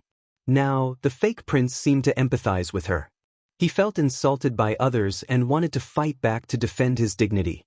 In the past, he would not have dared to think like this. Wealth and power would allow people to freely decide what kind of person to be. If one chose to be a kind person, one would have enough capital to become a kind person, donate money, and help others. It could also allow people to do whatever they wanted without any worries. The prince's mentality was slowly changing, and he was getting more and more used to his identity as a prince. The noble ladies who went to pick the fruit were full of bumps on their heads, and their faces were swollen like a pig's head. They thought that they had taken the fruit back, but the prince tasted it and said that it did not taste right. The noble ladies wanted to cry but had no tears. They did not become the princess, but their faces were disfigured. They did not dare to go out until the swelling subsided. The noble ladies who did not look for the fruit were glad that they did not look for it. Maybe the prince was just playing with them. But there were also people who insisted on looking for the fruit. Once the prince said that it did not taste right, they kept looking. Anyway, it was just torturing. It was not that easy to become the princess. In the king's city, all kinds of fruits suddenly became popular, especially the strange ones. Maybe this kind of fruit was what the prince needed. Many people went into the forest to look for the fruit. The prince smiled sarcastically. The things that he used to have to fill his stomach had become so popular now. The real prince would occasionally overhear the maids talking about the prince. They would talk about the prince's actions, and the maids would say how handsome the prince was, blah blah. But the true prince's heart, liver, spleen, lungs, and kidneys all shifted positions. He was in so much pain. Why was the heavens so unfair to the people who took his position? Why did they let evil people take over his position? Deceiving everyone. The prince was tormented and even wanted to end his miserable life. But he wasn't willing to give up. He wanted to take back his prince and become the future king. The prince was in pain, but Ning Shu, who was in the deep sea, was also in pain. This was because Her Majesty had started to give birth again. Previously, it had been peaceful for a period of time. Now it had started again. Her Lady Queen said, "Previously, I gave you a period of time to let you feel sad. It's about time. Hurry up and give birth. Your sisters already have babies." Ning Shu was speechless. "It's so suffocating. I just don't want to reproduce." Regardless of Ning Shu's wishes, he pulled a row of male mermaids for him to choose from. It was like breeding. It really made him feel quite helpless. What could Ning Shu do? Of course, he refused. He said that it wasn't good that his sisters already had children. Why did he have to give birth to little mermaids? This wasn't his responsibility. Sorry, he wouldn't do any additional requests outside of the mission. And he didn't even know how mermaids reproduced. How could he applaud for love? Ning Shu swam to a hidden place to cultivate when he had nothing to do. Sometimes he would sing loudly. Although his singing wasn't very good, because it was the throat of a mermaid, his singing was mellow and pleasant. From then on, Ning Shu fell in love with singing. The fishermen and sailors who passed by were so scared that they trembled. Some merchants who specialized in catching mermaids were very happy when they heard the singing of mermaids. As long as they caught a mermaid, they would be rich. Ning Shu cleared his throat and sang for a while. When he stopped, he heard screams for help. To humans, mermaids were screaming. They didn't speak. But mermaids didn't communicate with words. They used cries. Ning Shu heard another mermaid crying for help. He jumped off the reef with a plop and quickly swam towards the source of the sound. Sure enough, he saw a big ship with 2 mermaids caught in a fishing net. The people on the ship excitedly pulled the fishing net up. The 2 mermaids struggled but couldn't break free. Their expressions were full of despair. The tears that flowed out directly turned into pearls and rolled into the sea. Ning Shu swayed his tail and jumped up, directly grabbing the fishing net. Another mermaid came. "Quickly cast the net, quickly. We're rich." Ning Shu pulled the fishing net with all his strength. The strength was so great that he directly pulled the human who was pulling the net down the ship. Together with the mermaid and the fishing net, they were all taken away by the sudden appearance of the mermaid. In the blink of an eye, they disappeared. The human who fell into the sea flopped and was pulled onto the ship by his companions. If the ship wasn't big enough, it might have capsized. Damn, was that mermaid Hercules? The 2 mermaids that were in his hands were gone just like that. The wealth that was in his hands disappeared in the blink of an eye. He really couldn't accept the difference in his heart. After 2 mermaids, he became rich. Another mermaid came, he became rich. In the end, there was none left. Ning Shu untied the fishing net. The 2 mermaids' shoulders trembled as they cried and thanked Ning Shu. "Thank you, princess. Otherwise, we would have been caught by the humans. Why did you run to the surface of the sea? It's very dangerous there." Even Ning Shu felt that it would be a little difficult to escape if he was caught. The mermaids were out of the water.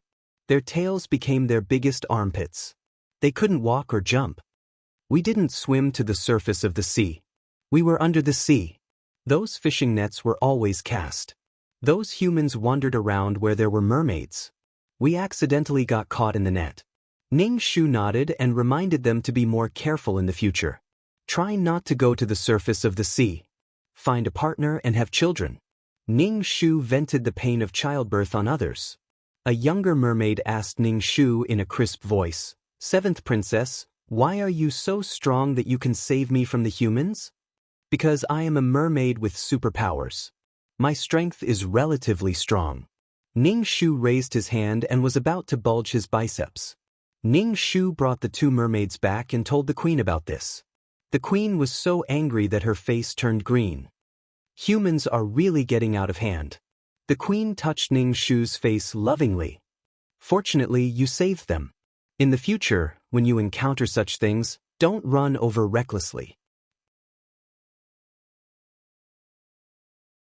Chapter 2964. Because of this, the queen instructed the mermaids not to go to the surface of the sea as much as possible. The humans wandered around on the surface, waiting for the mermaids to take the bait. In order to catch the mermaids, the humans went all out. They drove boats to patrol the surface of the sea. Every time they saw a boat swimming above the sea, the mermaids would be frightened. They would scatter and swim deeper. Ning Shu looked at the black boat and felt a little irritated. The price of mermaids was high. As a human, they would set their eyes on mermaids to catch if they could make a profit. If this went on, they would catch all the mermaids. Moreover, mermaids could not always live in the deep sea. They had to float to the surface of the sea to take a breath. Mermaids often went to the reef to sing. That was to take a breath and clear their throats. No one liked to cry for no reason. These songs also covered the mermaids with an evil veil. Ning Shu swayed his fishtail and swam to the bottom of the boat. He scanned the bed to confirm that the people on the boat were here to catch mermaids. Ning Shu raised his arms and did some warm-up exercises. Then he placed both hands on the bottom of the boat. For a moment, the whole boat was lifted out of the water by Ning Shu. The people on the bed staggered and looked at the side of the boat. The boat did not draw water. What was going on? The boat left the water? Could it be that there was some kind of gigantic object under the ship that was arching their ship? The situation was not good. If they did not catch the mermaids, they would lose everything on this trip. Ning Shu turned the boat and swung his hands. The boat was swung round and faster. The people on the boat were dizzy and disoriented. They were not feeling well. Those who were seasick to begin with were now vomiting all over the place. They couldn't even stand properly. Oh my God, what kind of monster was under the boat? It had so much strength. In order to prevent themselves from being thrown off, they held on tightly to anything that was stable in their hands. Which naughty sea creature was it? Soon after, many vines wrapped around the entire ship. These vines grew very quickly, entangling people and things. The entire ship looked green and was completely covered by plants. Oh my God, what is this? It's so scary. I've been entangled. The vines are pricking my leg. Ouch! Ning Shu screamed. His voice was so sharp that the people on the ship couldn't bear it and covered their ears. The mermaids who sang beautiful songs screamed so fiercely and unpleasantly. The other mermaids heard the cries of their companions and rushed over to Ning Shu's side. They probably felt that their companions were in danger and came to rescue them. Ning Shu saw that it was about time. If the mermaids saw him using vines with such great strength, it would be hard to explain. Things like vines could not be used by the client. As for the slightly greater strength, it was easy to explain because this body had already cultivated, so it was normal for it to have greater strength. However, it was difficult to explain the vines. The vines converged like a tide and disappeared without a trace in an instant. It was like an illusion, but the pain in his body was real. Some people had their legs and arms pierced by the vines. In short, they were all injured and bleeding. Ning Shu swung the boat and threw it a little further away. With a plop, the boat exploded and created a big splash. Emily, what's the matter with you? What happened? Little princess, did you hear me screaming just now? Are you okay? A group of mermaids surrounded Uncle Lin and asked. They looked at the overturned boat not far away and said, "Let's hurry up and leave. There are boats here. We might be caught." Now, the mermaids were subconsciously afraid when they saw boats. The humans kept circling above them and refused to leave.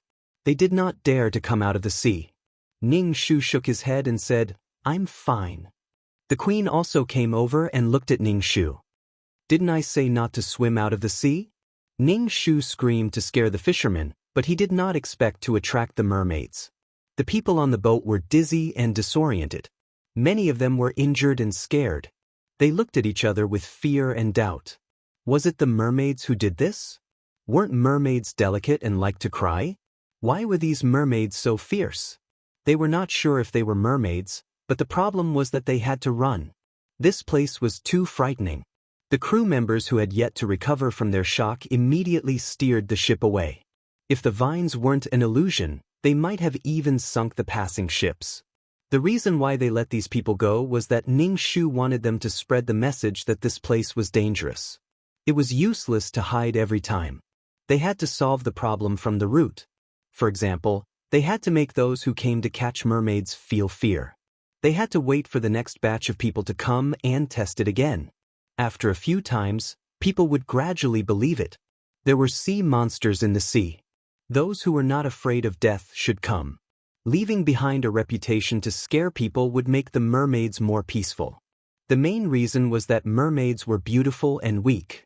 If they did not abuse them, it would be intolerable. When they felt that it was dangerous and unprofitable, fewer people were willing to take the risk. They could also come out of the water to play and sing songs. Apart from the unpleasant humans, there were a few happy things that happened. The sisters all gave birth to little mermaids. Mermaids were viviparous animals. The little mermaids that were born were the size of newborn puppies. They were naked and had small scales. It was probably because of their talent. They could move their tails and swim in the sea for a while. But they did not have the strength to swim for too long. The queen mermaid hugged the little mermaids with different tails and smiled happily. She hugged and coaxed them. When she saw Ning Shu stretching his neck to look at these little mermaids, she immediately urged, "You should also quickly find a partner to give birth to." Ning Shu was expressionless. Born for what? To play. If you don't play with children, it will be meaningless, the queen said. Ning Shu. He did not want to play with children. Ning Shu expressed that he did not like children at all. He would not play with children if they played with him. The newly born little mermaids diverted some of the queen mermaid's attention. They played with the little mermaids. When the novelty of this little mermaid wore off, she would start to give birth again. Ning Shu used the same method to scare a few groups of people. There were rumors on the land that the mermaids were very fierce and had extraordinary strength. They could even lift a boat. In order to let people know that the mermaids were teasing them, Ning Shu deliberately exposed his head. His head was wrapped in seaweed and he smeared some mud on his face. He looked particularly ugly and terrifying. He jumped up and did a beautiful flip in the air. The people on the boat were surprised. Then the boat began to turn. Some people who were not paying attention were caught off guard and were thrown off the boat. They were especially frightened. Chapter 2965. It's good to know fear. There were all kinds of rumors about creatures like mermaids on land. Some said that mermaids were ugly, big, and could eat people. The portraits printed in books were particularly fierce. Relying on all kinds of threats, Ning Shu's group of mermaids lived a stable life for the time being. At least now there weren't so many boats hunting mermaids floating around. He and his clansmen could even sit on the reef and sing at night. His days were quite good. He had nothing to do, so he could cultivate and scare people. The only bad thing was that the queen had passed the fun period of playing with children. She wanted to play with the children she gave birth to. She ordered you to give birth whether you wanted to or not. Anyway, she pulled a row of male mermaids for people to choose from. Ning Shu was silent. He felt that it was about time for him to leave. The deepest impression in this world was that the queen urged him to get married. If it wasn't for the fact that the shore was too troublesome, Ning Shu really wanted to see how the prince was doing now. He didn't know how the witch was controlling the prince's soul now. There was no source of information in the sea. Ning Shu was really at a loss. He couldn't be at ease if he didn't take a look. And he couldn't find clothes on the shore. Even if there were sunken ships, they were probably rotted by the sea and couldn't be worn at all. The mission was almost completed. Ning Shu began a treasure hunt. There were no treasures around each clan. At most, there were pearls and gems collected by the mermaids. These things were useless to Ning Shu.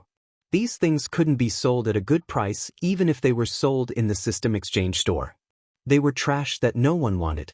Because he could sense places far away in the water, he knew what treasures there were. There were no treasures in other places, but he noticed a strange fluctuation in the sea witch. The last time he went there, he probably had something on his mind. He didn't pay attention and didn't feel anything. But now there was this fluctuation, which meant that the sea witch had some treasure. These witches all had strange things in their hands. Ning Shu decided to find the witch and see what it was. Was it worth it for her to pay a little price to get it? When the witch saw Ning Shu, her eyes kept wandering around his face. Her voice was old and hoarse as she said, "Why, have you decided to become a human?" Now that they were all back, Ning Shu shook his head and said, "I heard that witches have a lot of fun things. Do you have anything interesting, or precious that you can show me?" As Ning Shu spoke, he scanned the small house. He wanted to know where the special wave came from. The witch snorted coldly. This little princess was really unruly. As soon as she came over, she asked what was fun and what was fun. There was nothing fun in the witch's place, only deadly things. The witch sneered. "Did your elders tell you that witches are dangerous people? Aren't you afraid that I'll curse you if you get so close to a witch? And tell the queen that you want to become a human." Ning Shu shrugged. "It doesn't matter. I'm just asking anyway. I've never thought about becoming a human. It doesn't matter if you tell my mother." Ning Shu looked at the bubbling pot of unknown liquid and asked, "Do you eat this kind of thing? It doesn't look appetizing." Ning Shu felt strange. Why didn't he scan it for so long and didn't find anything? Moreover, the things in this house were disgusting. They were not all kinds of fish bones, but some strange things. However, Ning Shu found a mermaid skin. The skin had been cut open, and the scales and skin were well preserved. Only the skin was missing. And the color was so familiar. It was especially blue, like a sapphire. It couldn't be Lan En's corpse, right? Didn't she already bury Lan En? How did the skin appear here? And someone else cut it open? Ning Shu felt that Lan, the mermaid, was miserable. His body was occupied and now he was made into a fur. If the mermaid's tail was draped over the body, it would be absolutely dazzling. Ning Shu looked at the witch with a sullen face. "Why is his body here? What did you do to him?" "I'm just taking back my reward. And this mermaid promised that after he died, this body would belong to me," the witch said righteously. But her voice was really unpleasant to hear. Ning Shu frowned. "What kind of deal did Lan make with you that you have to give up your body? This is my contract with him. I don't need to tell you. Although I'm a witch, I still have the most basic integrity." The witch sneered. "This is my thing. Don't even think about taking it away." Ning Shu narrowed his eyes. So the one who made the deal with the witch was the previous Lan, and definitely not the official. With the official's arrogant appearance, how could he condescend to make a deal with a witch? He estimated that he could kill this witch with a slap.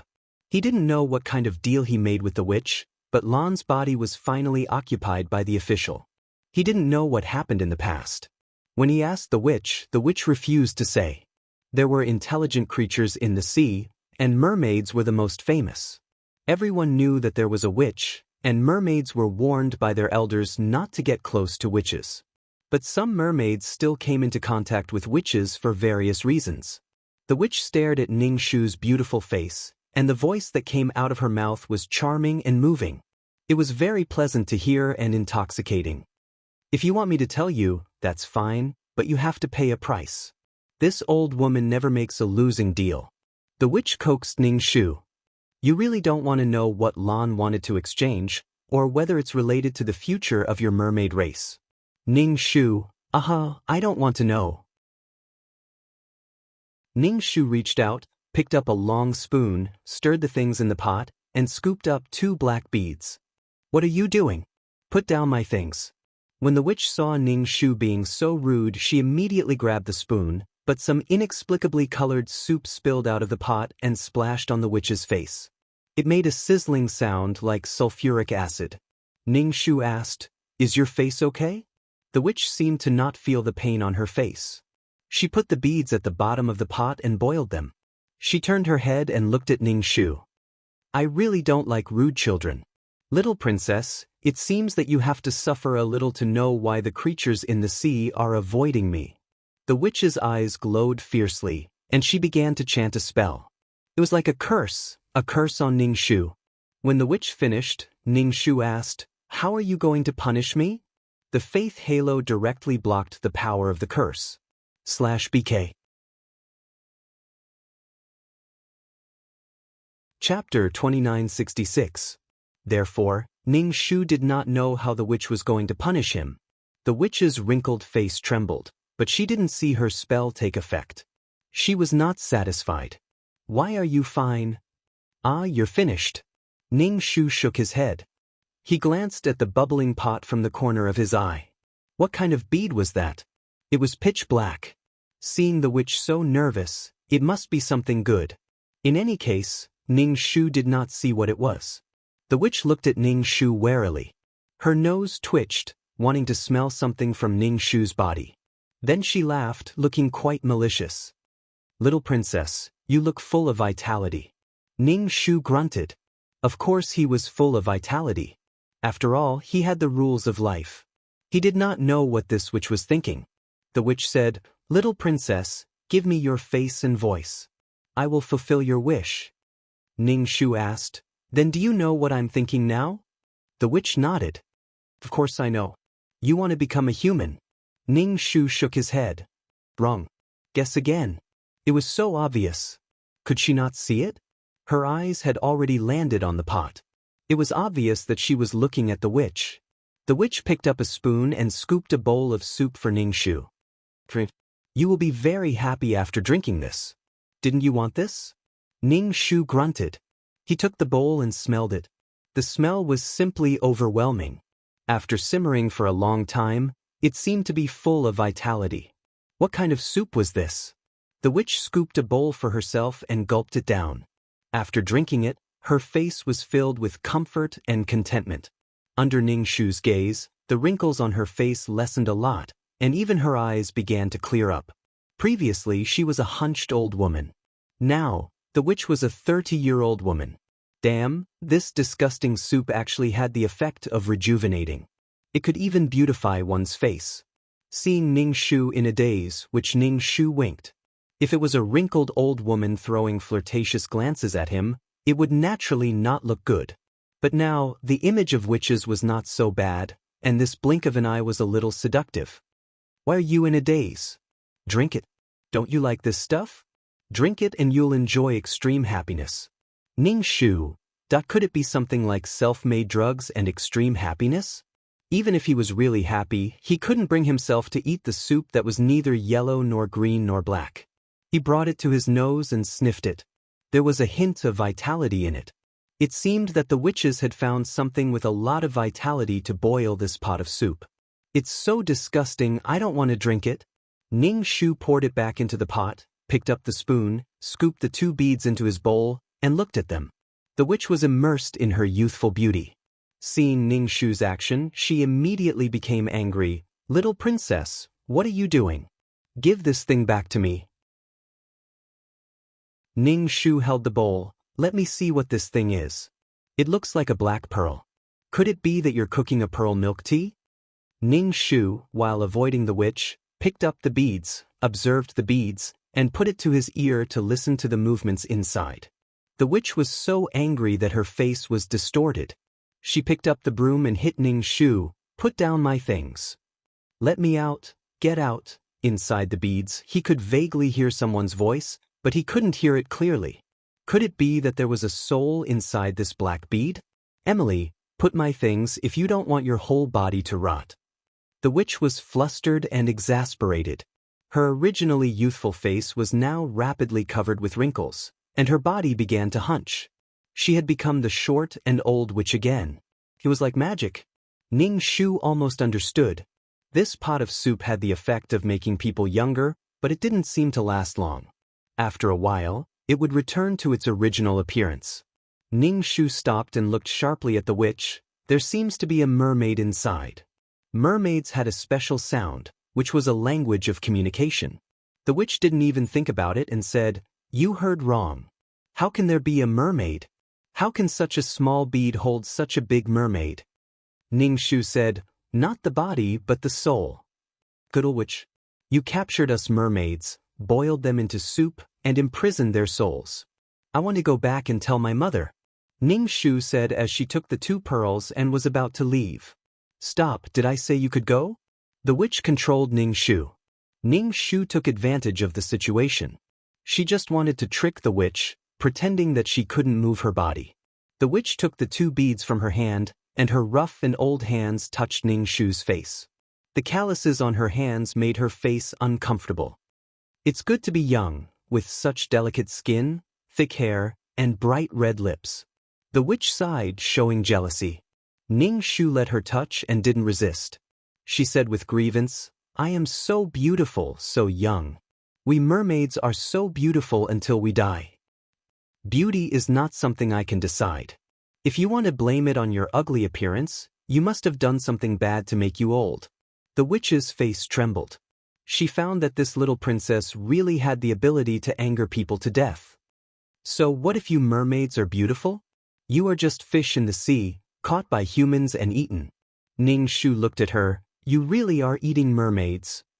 What's wrong with eating fish? The witch smiled, but her smile was particularly ugly. There seemed to be nothing wrong with this logic.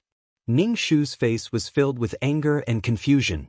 She looked agitated, but her body could not move. Why do you want to eat mermaids? Other than the mermaids that were captured by humans, did you eat all the mermaids that disappeared?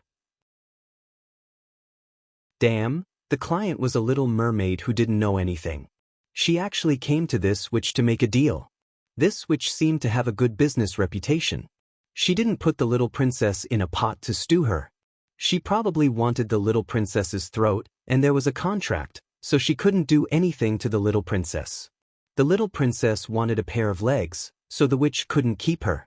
The witch said, You mermaids are so young, it's too enviable. Ning Shu said, Old lady, this kind of thing can't be done with jealousy.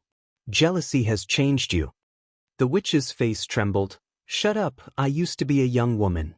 Ning Shu said, I said it was in the past. Did you eat mermaids to restore your youthful appearance? This is called maintenance.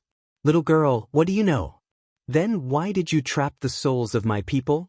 Ning Shu stared at the pot and asked, Be careful, or I'll kick the pot over. /BK. Chapter 2967. It was one thing to eat mermaids and fish, but why did they have to imprison their souls? They didn't even have the chance to enter the world of reincarnation. The witch said, Mermaids not only have good meat and fragrant meat, but their souls are also very delicious and full of vitality. Ning Shu asked, Other than the mermaids you made a deal with, do you catch other mermaids? Why are there so many people who want to catch mermaids? They want to make mermaids cry and eat meat. Is it my fault that I am beautiful? People are all relying on their beauty to commit crimes. The beauty of mermaids doesn't bring any benefits to mermaids. Sometimes it's not enough to eat. Besides, other than you mermaids, I like to eat anything that is full of vitality. The witch thought that Ning Shu was immobilized and deliberately angered him. At the same time, she touched Ning Shu. She was especially infatuated with Ning Shu's soft and smooth skin and his waterfall-like hair that was slightly curly like seaweed. It was very thick and very beautiful. Her gaze was scorching as if she was looking at a lover. Ning Shu was extremely disgusted. Touch me. You are still so old and ugly. Even if you eat mermaids and other creatures full of vitality, you can only retain your youthful appearance for a moment. Ning Shu hesitated for a moment. There is something I don't know if I should say. The witch narrowed her eyes. Her originally deaf eyelids completely covered her dim yellow eyes. What is it? It's not that you are beautiful because you are young. You are beautiful because you are beautiful. There is no difference between being ugly and being young or old. Old lady, you are not beautiful when you are young. You are even uglier when you are old. Why do you have to painstakingly go back to when you were young? You were not beautiful when you were young. Because being old and ugly is not beautiful. When you were young, you were really ugly. You didn't even have a fig leaf. There was a saying that you were ugly not because you were fat. Ning Shu's face was full of sincerity. The witch was so angry that her long nose was about to become crooked. She was wrong. She shouldn't have listened to this blabbermouth mermaid. Instead, she was so angry that she was half dead. Why didn't this mermaid be captured by humans and suffer a little? When humans tortured creatures, they were outstanding. Not to mention other creatures, she was even more outstanding among her own kind. If this girl were to fall into the hands of a human, she would cry herself blind. The witch's lips trembled and she couldn't say anything for a long time. She looked at Ning Shu with fierce eyes. Ning Shu continued, "You actually ate souls directly. Don't you get diarrhea? Do you think you're an abyssal prefect? Even if the black fog ate something wrong, it would vomit and have diarrhea." The witch looked at Ning Shu as if he was a stupid mortal. "I'm a witch. Of course I have my ways." Ning Shu's face lit up. "Don't tell me it's because of the bead. Look at you boiling the bead in the pot. You're so stupid." The witch took a deep breath. She couldn't talk to her. She couldn't. He was a brat who didn't know any manners. He didn't even teach the mermaid queen how to teach him. "I'm going to stew you. I'm going to cook your body together with your people. The vitality in your body will definitely allow me to return to 18 years old." The witch laughed happily, allowing her prey to struggle before death. She had sharp teeth. Let's see if she can still speak after death. Ning Shu looked helpless. "You didn't look good when you were 18 years old. I don't understand why you want to return to your youth." She wouldn't be able to maintain her appearance for long. One moment she was young, the next she was old. "How annoying." Ning Shu said, "I can provide a way for you to maintain your youth." The witch snorted and looked down on him. "What can a little girl do? You can return to your youth and then kill yourself. This way you'll stay young forever. But there's a side effect. I can't guarantee whether your soul will be young or old. Although your body is young, I can't guarantee that your soul will be young. You might even have an old and stooped appearance." Ning Shu's suggestion was sincere, but it made the witch so angry that she was about to explode. She shouldn't have asked. Why did she ask this guy? She grabbed Ning Shu and dragged him to the big pot. She wanted to throw Ning Shu, this noisy and irritating girl, into it. "When I drink your soup, you'll know how beautiful I was when I was young. But at that time, you won't be able to see it. What a pity."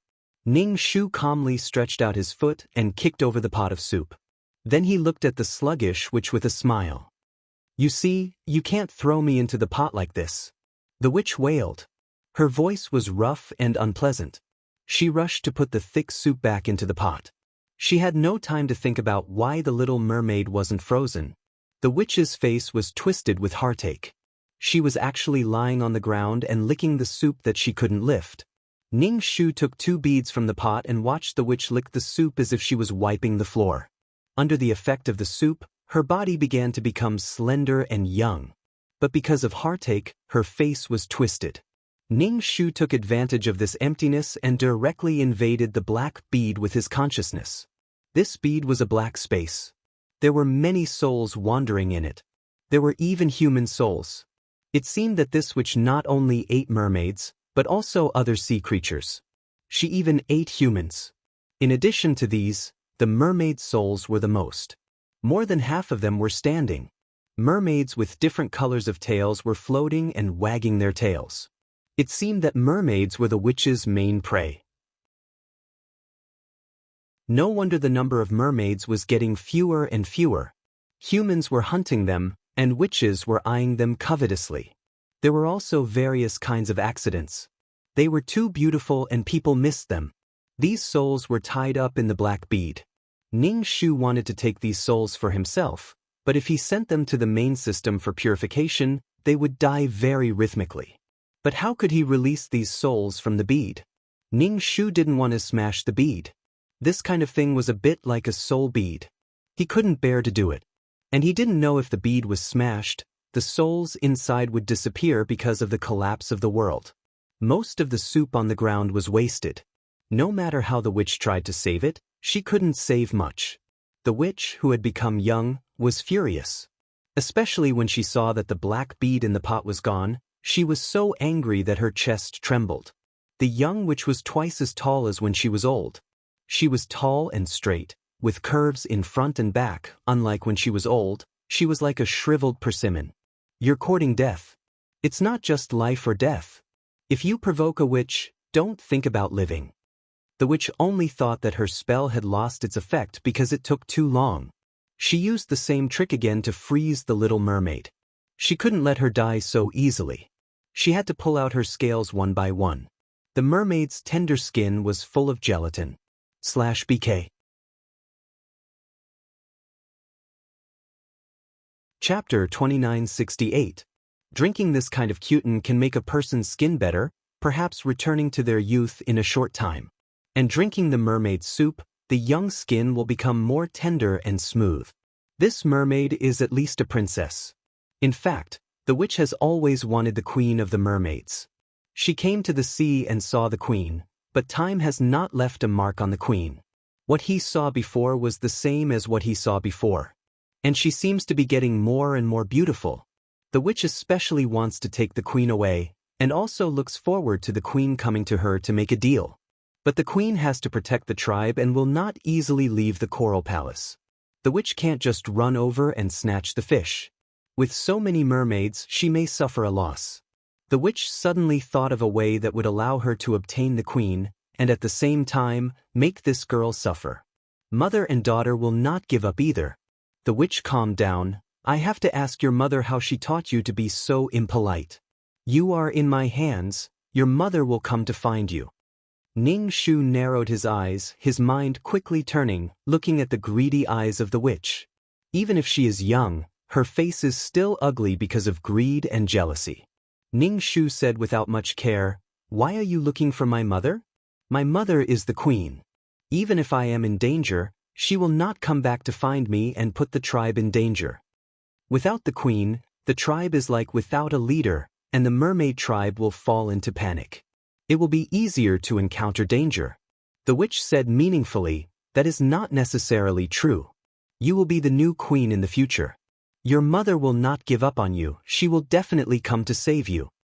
Speaking of which, I can eat 2 queens like this. The queen should have more vitality. Ning Shu had a certain idea in his mind. Where did the dagger given by the last sister of the consignor come from? She said that if she wants to become a fishtail again, she can only come back to life by killing the prince and splashing his blood on her legs. Otherwise, she will become a bubble. Then the question is, when mermaids eat, a fish holds and nibbles, where did the dagger come from? Is it possible to find a weapon in the shipwreck? But the dagger obviously has the power of the witch. Killing the prince requires the prince's blood to remove the effect. This was definitely the work of a witch. Anyone who did business with a witch would have to pay a price. To get the dagger, the mermaid would have to pay with her life and body. So, that dagger was most likely the one the queen had used to make a deal with a witch, and her sister had found a way to hand it over to the person who had entrusted her with it. However, the client failed and turned into a bubble the next day. If it was the queen who made the deal, then she would definitely die. The 2 queens had died just like that, leaving them without a leader. Plus, Prince Hickle had lost a mermaid and wanted to catch another one. Coupled with the harvesting by humans, the mermaids were probably going to be wiped out. Ning Shu's face sank. He didn't expect such a thing to happen. Witches actually coveted the queen? Eating mermaids was nothing, but eating the mermaid queen was the real deal. In addition to the fish waiting to be hooked, the witch would definitely catch the mermaids herself. Witches were not good people. This was something that the mermaids had been constantly brainwashing. They would not look for witches unless they had no other choice. Where did that witch get so many mermaid souls? Ning Shu bared his white teeth. Why are you looking for my mother? I can get rid of you. Compared to the great fanfare of humans, witches hid in the dark and secretly caught mermaids, but humans caught too many of them. Witches were the biggest threat. When humans caught mermaids, they could sink into the deep sea and hide. But when it came to witches, they couldn't hide. Witches also lived in the sea, hiding in the dark and killing mermaids who didn't know anything. Ning Shu felt that the fluctuations he had felt before were probably the fluctuations of the soul in the bead, making her mistakenly think that some treasure was coming. You can get rid of me? The witch didn't know whether to laugh or cry. Such a weak mermaid, even if it was a strong male mermaid, was in front of her. Ning Shu stretched out his hand and dug his ear. "Old witch, you are really noisy, but I also figured out something." The witch was surprised that the little mermaid was able to break free from her control again and again. Then, what was even more shocking was that vines grew out of the little princess's hand. The vines quickly extended and directly trapped her. The witch was tied up tightly, and the vines were very strong, causing her body to be in pain. The witch was a little flustered, and even made her body return to her short and old appearance, but she was still tied up by the vines. "Let me go, or I will curse you." The witch was shocked. "What the hell are you? Mermaids don't have such ability." Her hand could grow vines, and the vines grew very fast. The witch had never seen such a situation, and angrily threatened Ning Shu. Ning Shu took the 2 black beads in his hand and played with them. He lightly said, "Curse me with what?" The witch's dim yellow eyes turned. "I will curse you to become the loneliest mermaid in the deep sea. Your appearance will become ugly as time passes, just like a human. You are the ugliest mermaid." Ning Shu stuck out his tongue and pulled open his eyelids to make a face. "Ha, you are ugly, and you want others to be like you. I won't be ugly, you will be ugly." Ning Shu felt that he could learn a bit of the power of curses when he had nothing to do. After being cursed, it would be very uncomfortable if he did not curse back. There were so many law cities, so many law incarnations, so there were also laws like prophecies and curses. The witch almost spat out a mouthful of old blood and exploded in anger. "How do I release the soul inside?" Ning Shu asked the witch. The witch laughed. "I won't tell you. Kill me if you can." Ning Shu grunted and directly used the vines to pierce the witch's heart. The witch's face twisted in pain, and she looked at Ning Shu in disbelief. Didn't he want to know how to release the soul inside? Why did he kill her? Ning Shu spread out his hands and said, "This is your request, I will satisfy you." He casually asked the witch how to release the soul. If she released the soul, she could study the beads, but it did not mean that the witch could threaten her. She must get rid of the witch. No matter how many mermaids there were, it would not be enough for the witch to eat. It felt like the witch treated the mermaids as her own fish, and it was very convenient to catch one when she wanted to eat.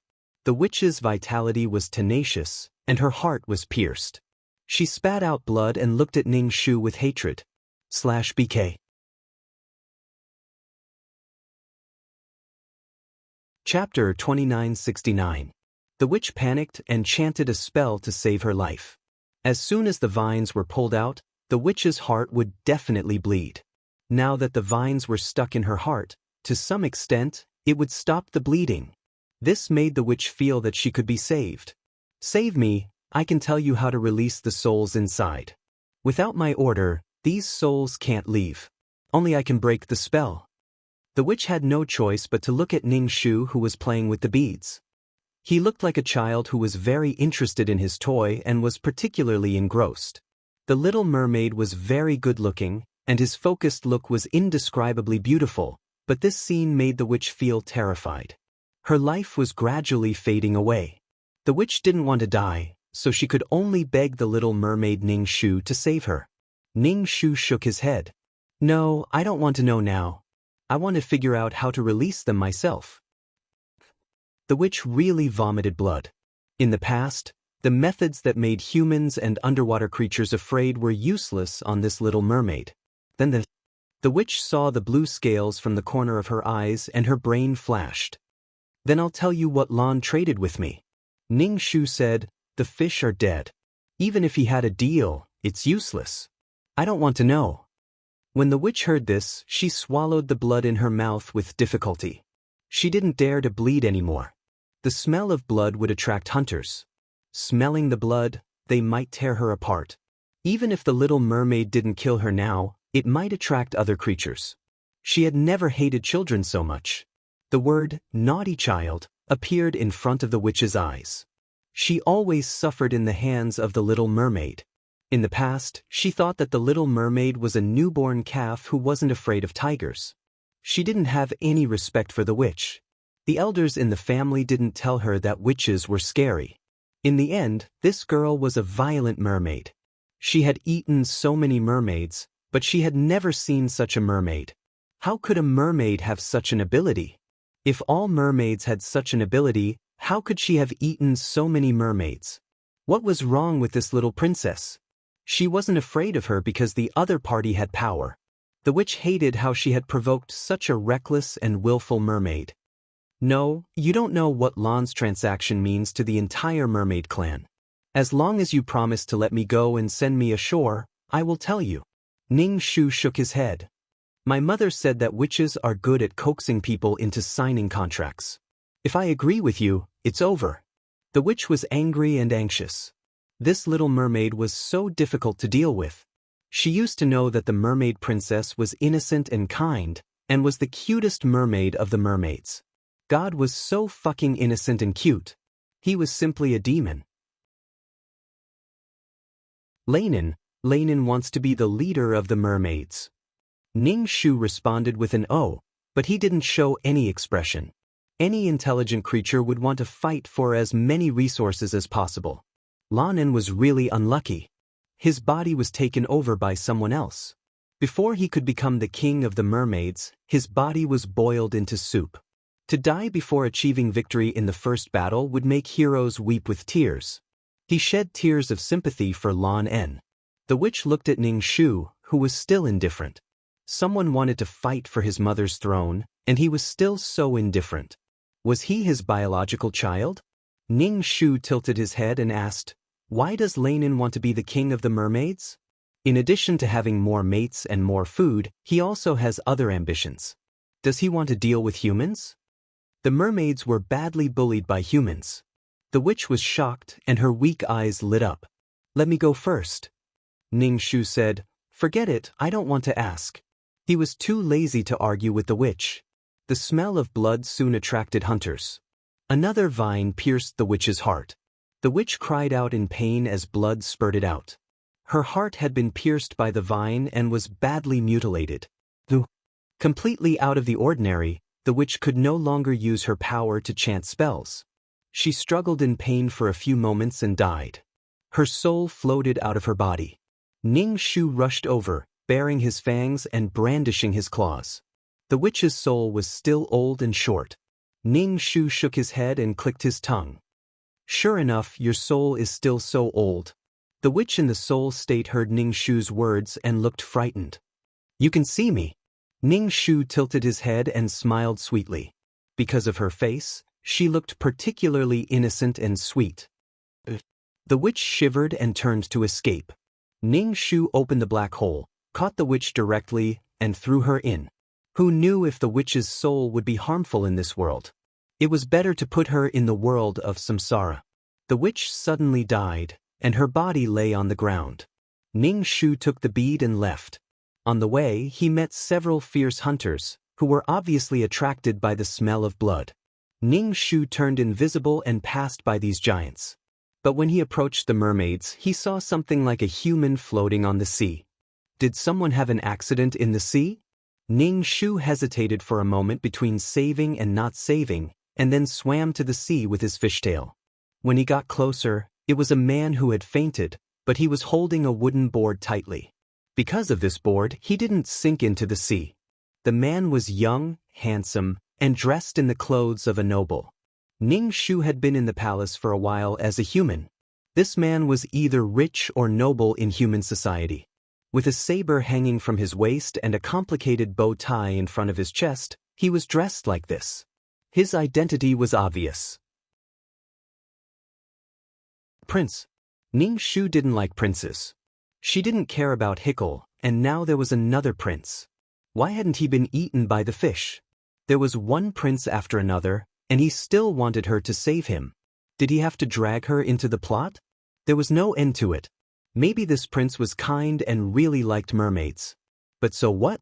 The mermaids could no longer get the potion, and their fishtails became legs. Looking at him, he must have had an accident in the sea. The weather changed so fast, and the wooden board should be a part of the ship. She didn't know how many days he had been in the water, but his skin was soaked like a steamed bun.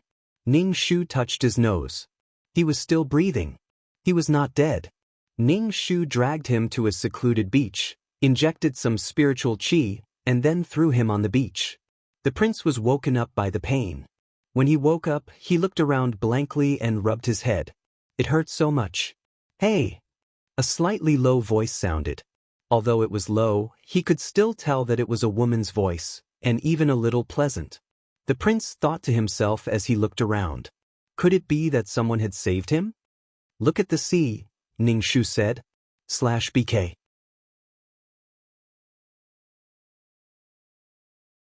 Chapter 2970.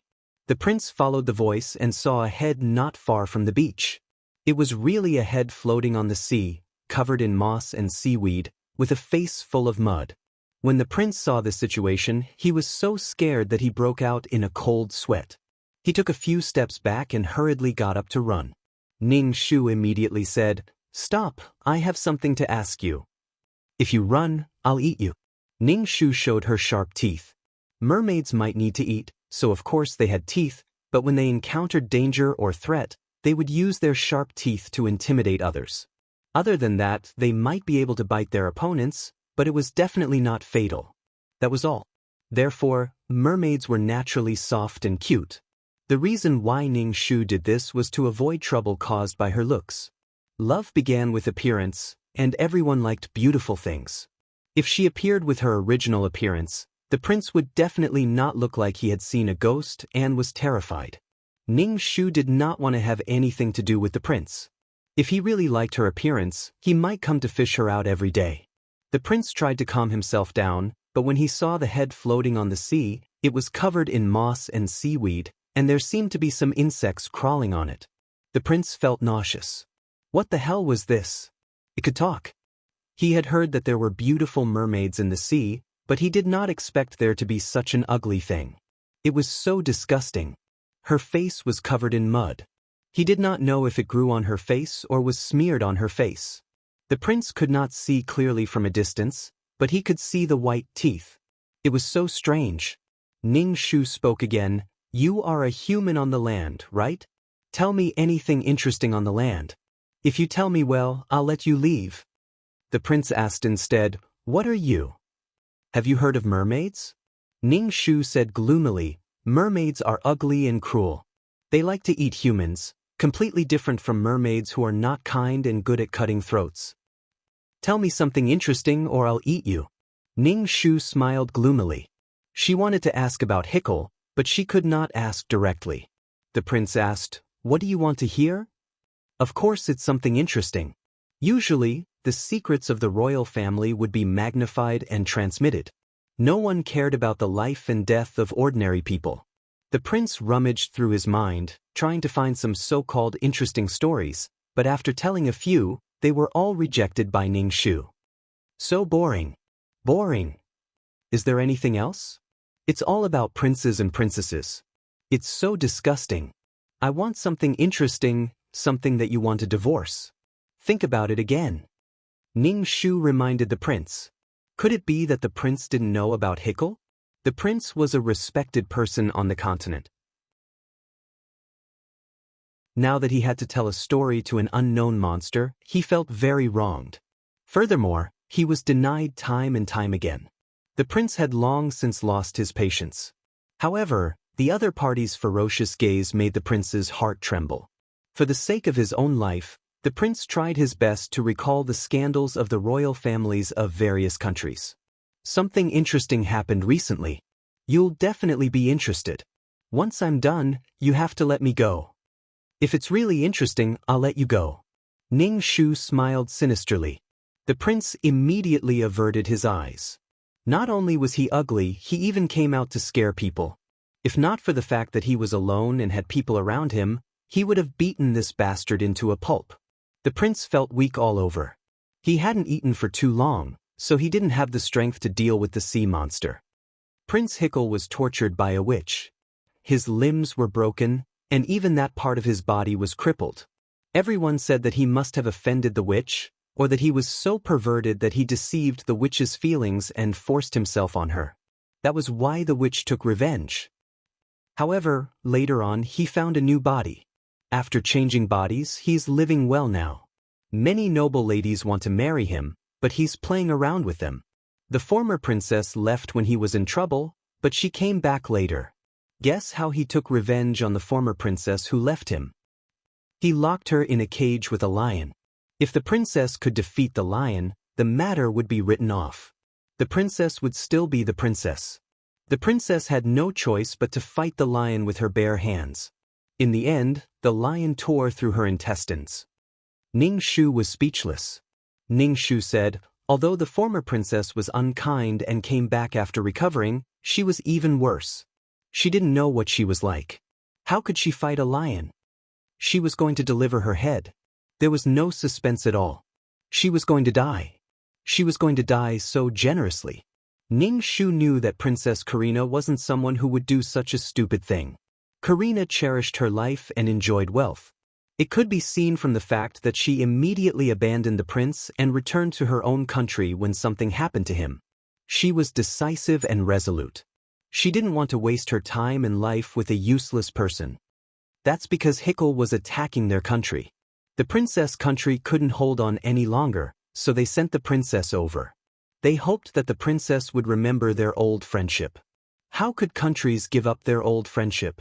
That's wealth and territory. They knew that sending the princess over was just a fluke. What if it worked? But the princess paid the price with her life. The prince's voice was weak. He had been in the sea for a while and hadn't eaten anything.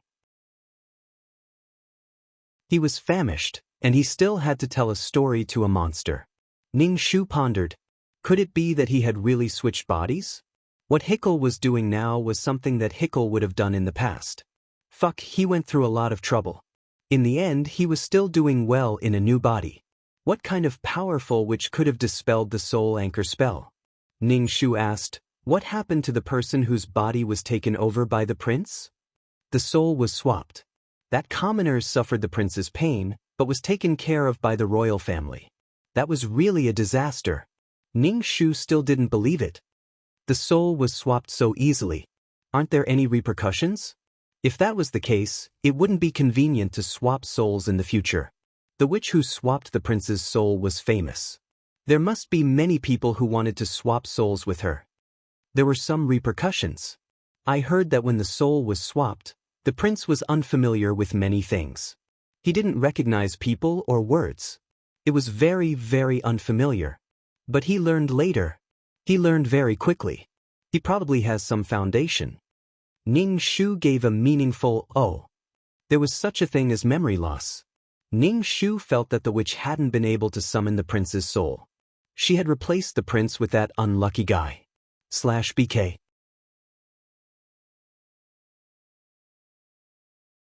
Chapter 2971. Knowing that the prince wasn't doing well, Ning Shu was relieved. His body was disabled, and even his identity as a prince had been taken away. Since ancient times, there had been many people who worshipped the strong and trampled on the weak. Without his identity as a prince and his body being disabled, the prince's life must have been very difficult. If he hadn't swapped bodies with someone else, his identity wouldn't have been taken away by someone else. However, that fake prince was so cruel to the former princess. It was obvious that he was taking revenge. What was the fake prince taking revenge on? Then he remembered that the two countries were at war. Maybe he wanted to use this to break the other side's morale. I've already killed the princess of your family. Ning Shu asked the prince, who was spread out like a pancake on the beach. Has no one suspected that the prince is fake? The prince said weakly, what the country and the royal family need is a healthy prince. I heard that the old king is preparing to abdicate and let the prince take the throne. Wow, that fake prince really reached the sky in one step. He became a prince, married a beautiful woman, and was about to become a king. He was really a winner in life. Who was the person whose body was swapped? Ning Shu asked curiously. What was his identity before? I heard that he was a lowly person who didn't have enough to eat and lived in a broken house. Many people made fun of the prince's body for being a lowly person's body.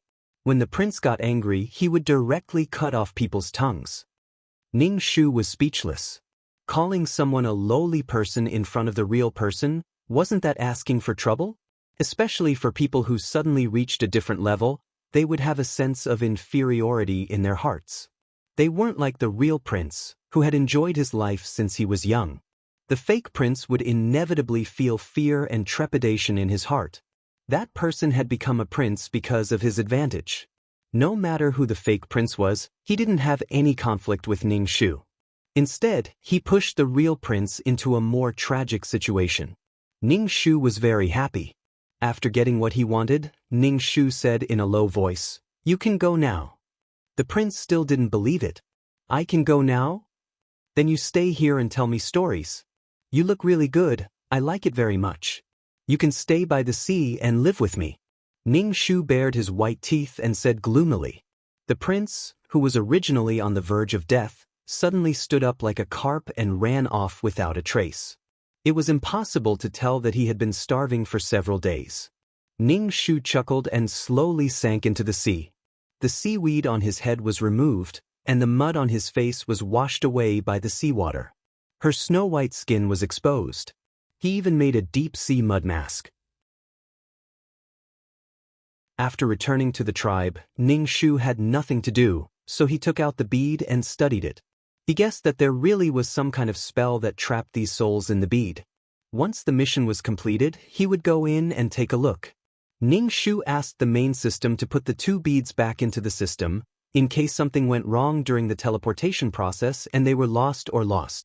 As long as he was free and within the queen's sight, the first thing the queen asked was when he was going to have a child. "How old are you? Why are you still having children? Are you going to wait until you're old to have children? Your sister and the others have children again. When are you going to have children? You unfilial daughter. You must have children, or we'll break off our relationship." Ning Shu was speechless. Such a terrifying method of inducing births. Ning Shu said, "There will be more and more people in our tribe in the future. Even if humans would still come to hunt in the future, there would be no witches secretly catching mermaids, so the population would still increase." The queen used this method of inducing births because she was afraid that the tribe would be wiped out one day and the newborns would not disappear quickly enough. Sooner or later, they would all disappear. The queen was very worried. Give birth. If you don't give birth, you're simply useless. When Ning Shu heard the system say that he could leave this world, he was absolutely moved to tears and left in a hurry. Back in the system space, there were 2 black beads on the coffee table. Ning Shu held them in his hand and felt that they were not soul beads. Before the soul beads formed the samsara world, they felt cool in the hand. These beads did not have such a feeling, and there were many souls in them that did not have the feeling of cold wind. The possibility of them being soul beads was even lower. At most, it could be a space. Ning Shu put down the beads and opened up his harvest. Name, Ning Shu. Age, 27 level, Super Mission Taker Points card, 502 plus 20, 10 million points for 1 point card.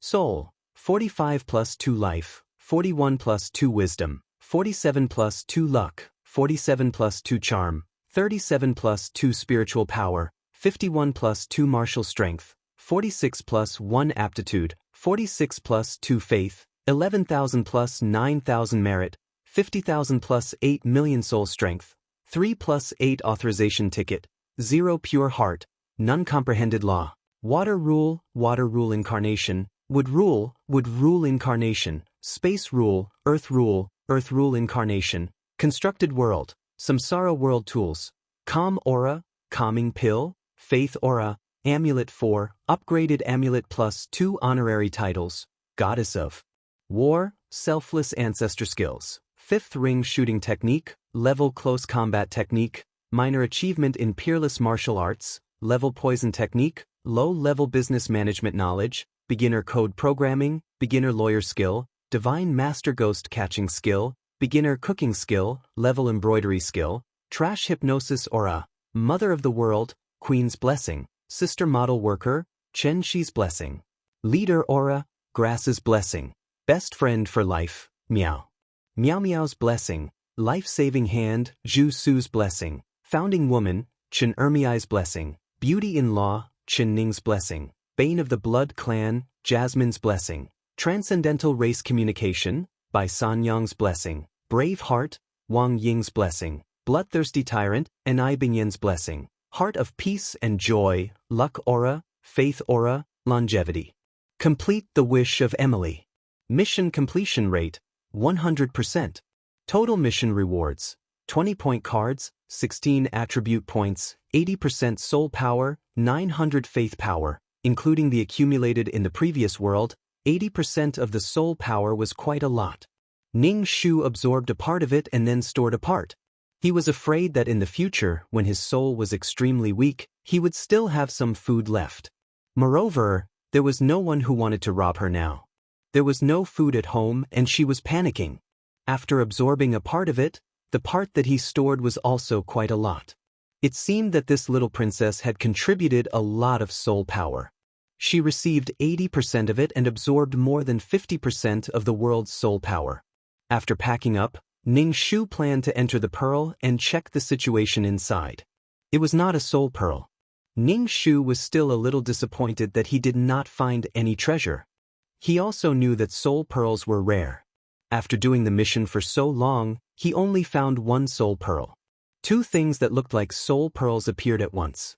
The quantity was negated. /BK.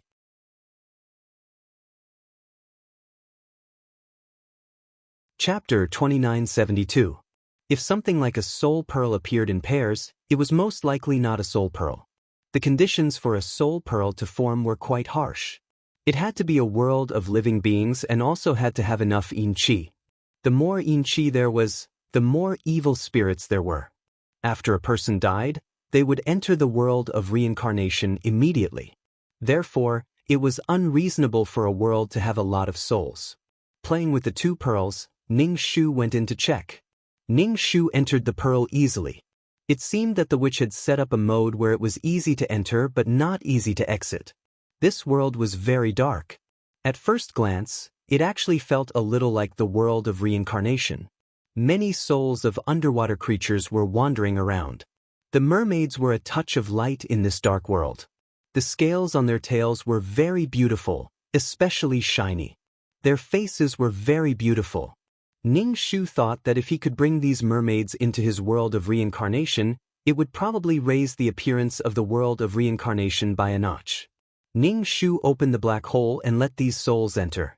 Because he knew the mermaids' cries, Ning Shu took the initiative to communicate with the intelligent mermaids.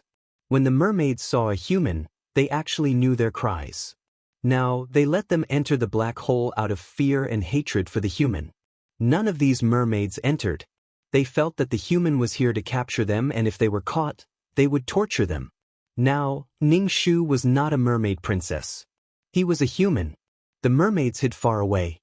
Ning Shu was speechless. All right, there was no use in being polite. He had to be more violent. Ning Shu directly used vines to wrap these souls up and threw them into the black hole. The souls and the pearls were all thrown into the world of reincarnation. When the mermaids were tied up by the vines, they were trembling and scared. Moreover, they were very beautiful. People could not help but want to ravage them. Ning Shu stopped the evil thoughts in his heart. When there were no more souls in the world, Ning Shu directly used a flood on the Jinshan. Even if there were more spells, even if there was a well cover, the water could still push the well cover open. The entire world was flooded as if it was the end of the world. The witch's spell was directly broken. This kind of spell had a great effect on the soul, but in reality, it was like a piece of paper. Ning Shu came out of the pearl and did the same to the second pearl. He didn't hold back and directly threw these souls into the world of reincarnation. Then he broke the incantation. The two pearls were empty. They were two small worlds. No, they couldn't even be considered as worlds. They could only be considered as two spaces. Ning Shu put away the bead. It was better to gain something than gain something. Who knows, maybe this bead would be useful in the future. He didn't know if this pearl could be used as a carrier for a world. If it could, he could sell it for some money. Speaking of world carriers, Ning Shu couldn't help but rub his hair bun. The bun was a bit loose. Ning Shu loosened his hair bun and looked at himself in the mirror. The world tree didn't grow much, but the color of its 2 leaves was getting darker. They used to be light green, but now they were dark green, which was even more eye-catching. Ning Shu sighed. He tied his hair into a bun to cover the world tree. Thank goodness it wasn't on his forehead. Otherwise, he would have to tie a bun on his forehead. That would be too horrible to look at. At least, it didn't suit her taste. After tying his hair up, Ning Shu felt that he had returned to his youth and became much younger. The power of a hairstyle was very strong. No, the most important thing was that she looked good. Ning Shu went to the ultimate martial arts and was shocked. Now, he had to tiptoe to look at the law of nothingness. He couldn't even see the end. Damn, what happened to the world of nothingness? Why did it suddenly become so big? It was silent and there weren't any cracks on the surface of the world of reincarnation. If he didn't walk into the world, he wouldn't know what was going on. Ning Shu flew around the law of nothingness to the end. What made Ning Shu the most worried was that the world was shrinking rapidly. It was about to touch the law of nothingness. If the law of nothingness continued to grow and the world continued to shrink, the world wouldn't be able to hold the law of nothingness. When would it overflow? If the bowl was filled, no matter how much water there was, it would overflow. Once it touched the law of nothingness, it would be swallowed and assimilated. As expected, the law of nothingness was expanding much faster than her strength. Previously, she had been anxious to deal with the law of nothingness. She knew that the law of nothingness was expanding too quickly. She couldn't catch up. Now, she couldn't catch up. After a while, she might not even be able to catch up.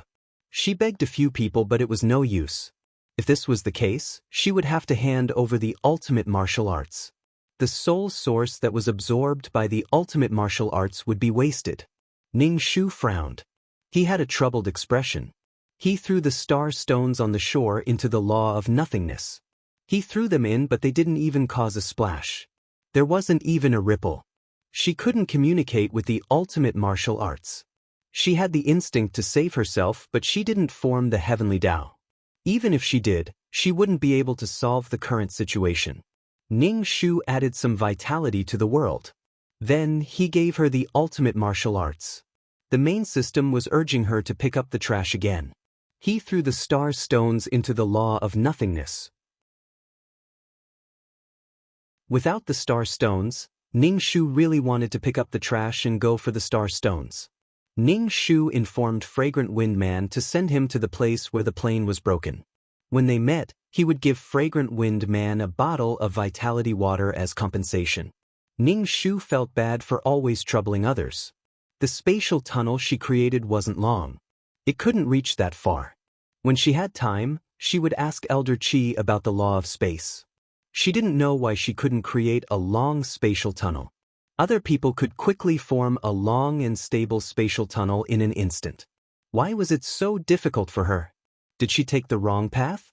Fragrant Wind Man, I'm resting. Don't look for me. I'm exhausted. After saying that, Fragrant Wind Man actually blocked Ning Shu. Clearly, he was resting and didn't want to be disturbed.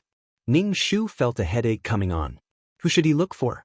There were only a few people who were familiar with picking up trash. Ning Shu had no choice but to click on Senior Uncle.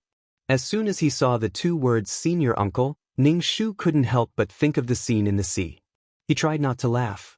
Ning Shu's body trembled as he sent a message to Senior Uncle, saying that he had to pick up trash and couldn't build a spatial tunnel.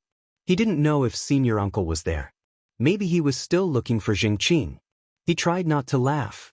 If he showed a gloating expression in front of Senior Uncle might look at him with a sinister gaze. Senior Uncle didn't reply. After a while, a tunnel appeared in front of him. Ning Shu raised his eyebrows. Could it be that Jingqing had already been caught? Then Jingqing had suffered a big loss. He was so shameless but still couldn't escape. /BK.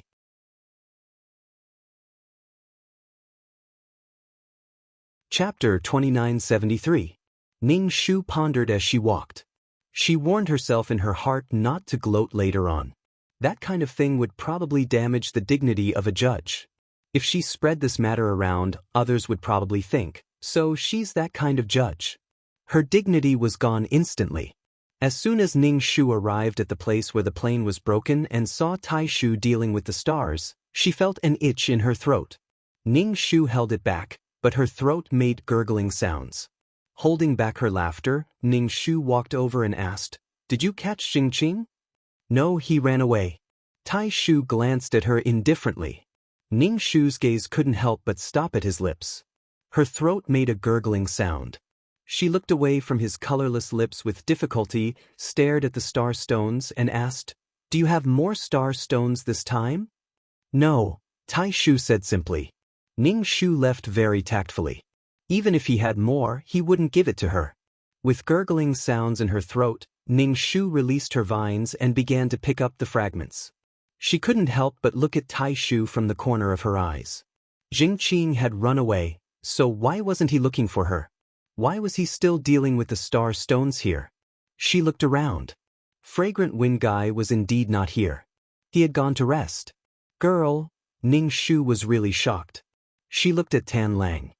"You're still here. You've picked up so much. Aren't you tired?" Fragrant Wind Guy was so tired that he had gone on vacation. Tan Lang's face was already tired. He sighed. "Everyone knows that I have a star fate and a gas station. Let me work hard." Ning Shu asked, "Gas station? What's the situation?" "People with a star fate can borrow power from the stars." Tan Lang's expression was very melancholic. Ning Shu was speechless. Damn, there was such a good thing.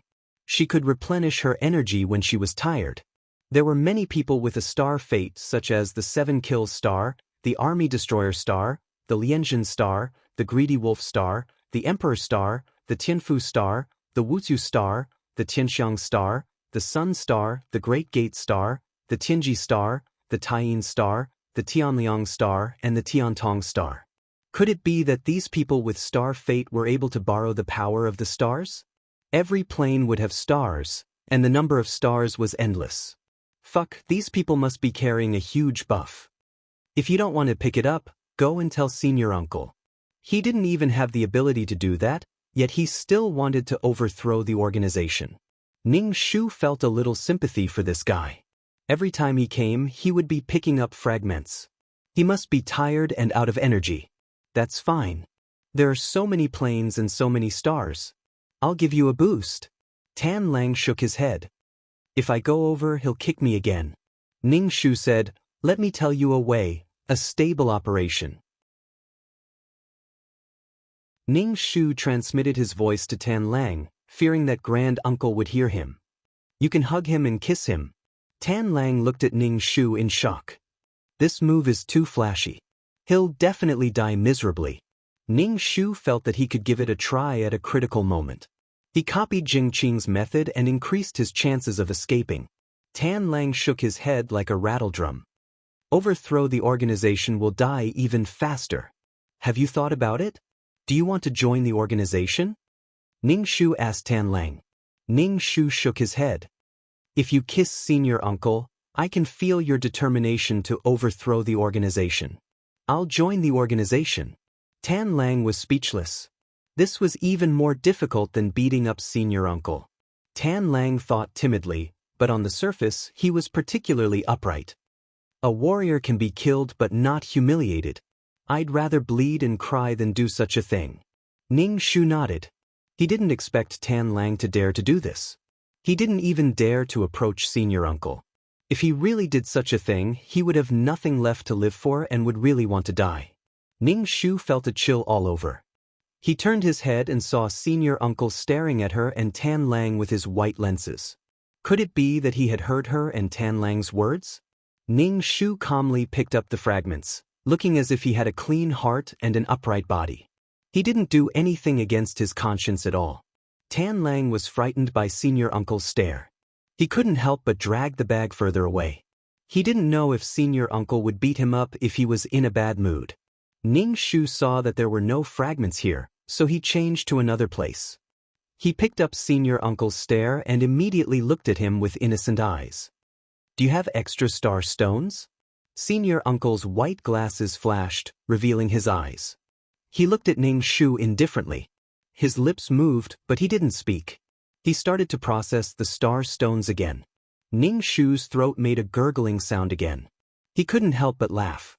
Senior Uncle was definitely thinking about the incident in the sea. It wasn't good to not mention it. So embarrassing. But Ning Shu felt good in his heart. When connecting the planes, Ning Shu took some star stone liquid and rushed to the next place. He sat not far from Senior Uncle and manipulated the fragments. Senior Uncle looked at Ning Shu. Ning Shu looked surprised. I picked up the wrong one. Ning Shu controlled the vines to put down the star stone. He looked apologetic. My spiritual power isn't strong. I'm not familiar with controlling vines. I picked up the star stone. Senior Uncle frowned. What do you want to say? You can see that I have something to say to you. Ning Shu immediately sat closer. Senior Uncle's eyes almost fell on him. Don't worry about Jingqing. Senior Uncle was naturally talking about what happened in the sea. Ning Shu looked confused. I didn't want to talk about Minister Jingqing. Senior Uncle took a deep breath. His expression became colder. Ning Shu's throat made a gurgling sound again. I'm bloated. My stomach is not good, Ning Shu explained. Ning Shu was asking about the peerless martial arts. He told Senior Uncle about the peerless martial arts and then looked at him. You can still be saved. If you help me solve the law of nothingness, deduct another 100 years of my taxes from the law city, Ning Shu said, enduring the pain. Anyway, he wouldn't be able to receive taxes from the law city in this lifetime. 100 years was definitely a lot, but it had nothing to do with him. Anyway, he could just deduct the taxes and use the money of the future to serve the present. Ning Shushin was fat. If he asked her to take out cash, it would be more painful than deducting taxes. Senior Uncle didn't say anything. Ning Shu stretched out 2 fingers. 200 years? Senior Uncle still didn't say anything. Ning Shu raised his eyebrows. Even if you want a bargain, say something. Go away. Don't wander around me. It's so annoying. Ning Shu was speechless. He almost blurted out that she didn't see that scene, but Ning Shu burped and shut his mouth. It was worse to say it out loud. Could it be that Senior Uncle was still holding a grudge against her for seeing that scene? Ning Shu walked away silently. Senior Uncle was probably depressed now. Jingqing's appearance would probably disgust him to death. She didn't move forward, lest she become cannon fodder and bear Senior Uncle's anger for Jingqing. Halfway, Senior Uncle left, and Eldest Uncle came to replace him. He probably went to find Jingqing again. She didn't know how he found him. /BK.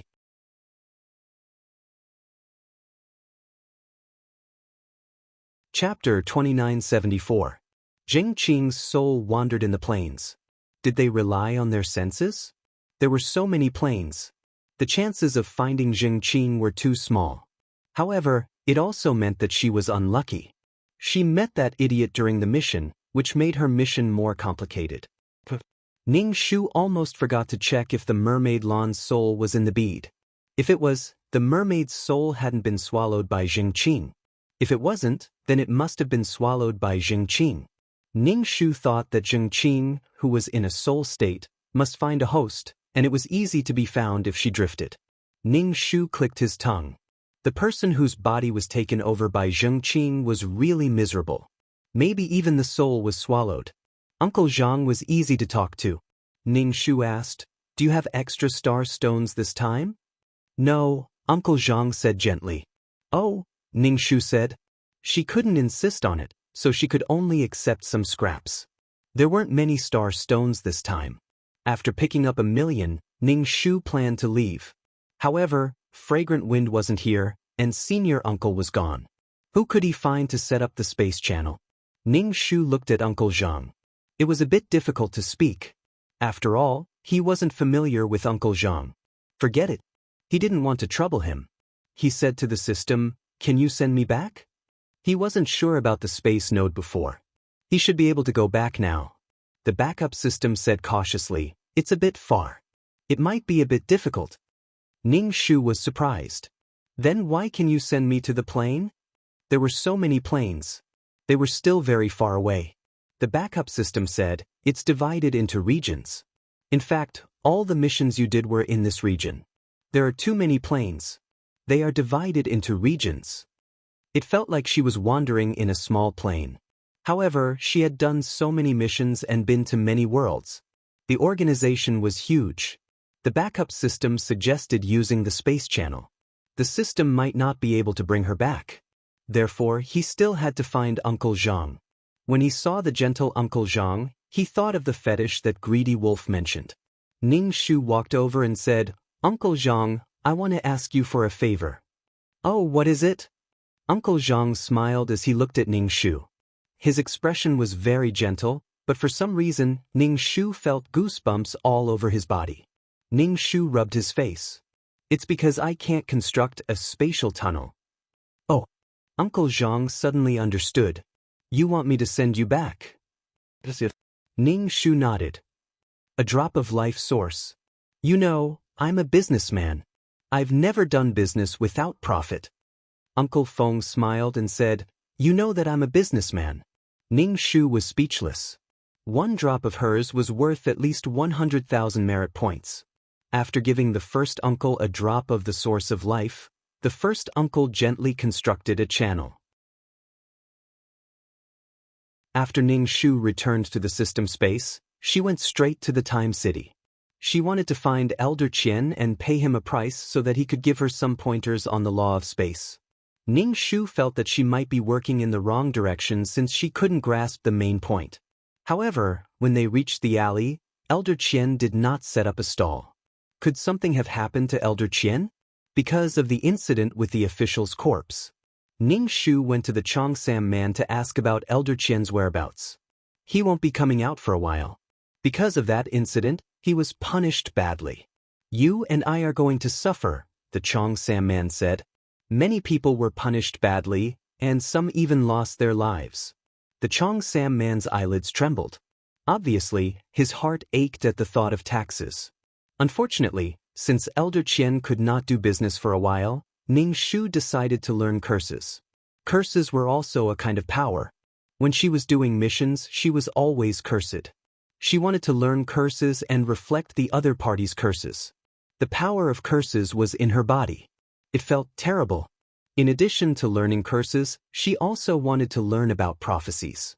In the future, whatever she did or who she looked for, she could predict in advance whether it would come true.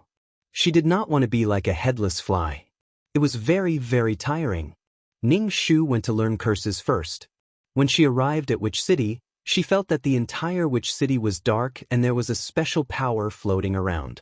However, it was not a feeling of evil, just pure power. Witchcraft was a kind of power. However, since she had just entered the city, she had to familiarize herself with the laws of the city. Now, she felt uncomfortable all over. There was pain here and there, as if someone had stabbed her. Moreover, she did not know where this power came from. Ning Shu held the black bone umbrella. She did not know if this kind of pain would harm her soul. Seeing many mission enforcers wandering around Witch City, Ning Shu was a little relieved. However, it was really painful. In the end, Ning Shu's legs were in so much pain that she could not stand. She could only sit on the side of the street and endure the pain. Some people saw Ning Shu's painful expression and knew that she had just entered Witch City. People who entered Witch City for the first time were all like this. If one could not endure the pain of broken bones and torn skin, they would not be able to walk freely in the city. They were used to it. Ning Shu took a deep breath. It was really fucking painful. Besides Ning Shu, some mission enforcers who were close to her directly lay on the ground, twitching in pain. Ning Shu did not care about her image. She just lay on the ground and stretched her body to feel more comfortable. Curling up into a ball, she felt more pain. She felt that this method of enlightenment was quite good. Although it was more uncomfortable in the early stages, it was faster to let the laws wash over her. City Lord Shui. A person stood in front of Ning Shu. Ning Shu opened her eyes and saw a pair of shiny leather shoes. Then she saw a pair of suit pants. This was a modern mission enforcer. Ning Shu sat up from her paralyzed state and raised her head to look at this person inch by inch. Ning Shu's eyes were now in a half-blind state. Her eyeballs were in so much pain that they almost popped out. She squinted her eyes and looked at him. which city was originally dark, and now it was even harder to see clearly. Sorry, I'm a little blind now. Ning Shu asked, You are? She met an acquaintance here, but she was still a little famous. You don't remember me, but I've seen you many times. The man squatted down. There was a perfume smell on his body. When he squatted down, the smell became stronger, but it was not the pungent kind. He did not spray as much as Fragrant Wind Man. Fragrant Wind Man's perfume and hair cream were absolutely intoxicating. He put his face in front of Ning Shu. He was too close, and Ning Shu could not see clearly. Her eyes were crossed. Sorry, I'm a little blind now. Ning Shu moved back a little. She was already at the final stage of the nomological cleansing. What was this person trying to do by suddenly appearing? Was he trying to take advantage of the situation? Could it be that he recognized her as the embodiment of the law of water and came to chat with her? How can you not recognize me? I'm Zhang Jiasen. Ning Shu. /BK. You're tuning in to the Passion Pages YouTube channel. We're so grateful for your support, and don't forget to subscribe to join us on this incredible journey through captivating stories. Your generosity through donations truly makes a world of difference, as it's the primary source of revenue that allows me to expand and enhance this channel for you. Thank you from the bottom of my heart for being a part of this adventure.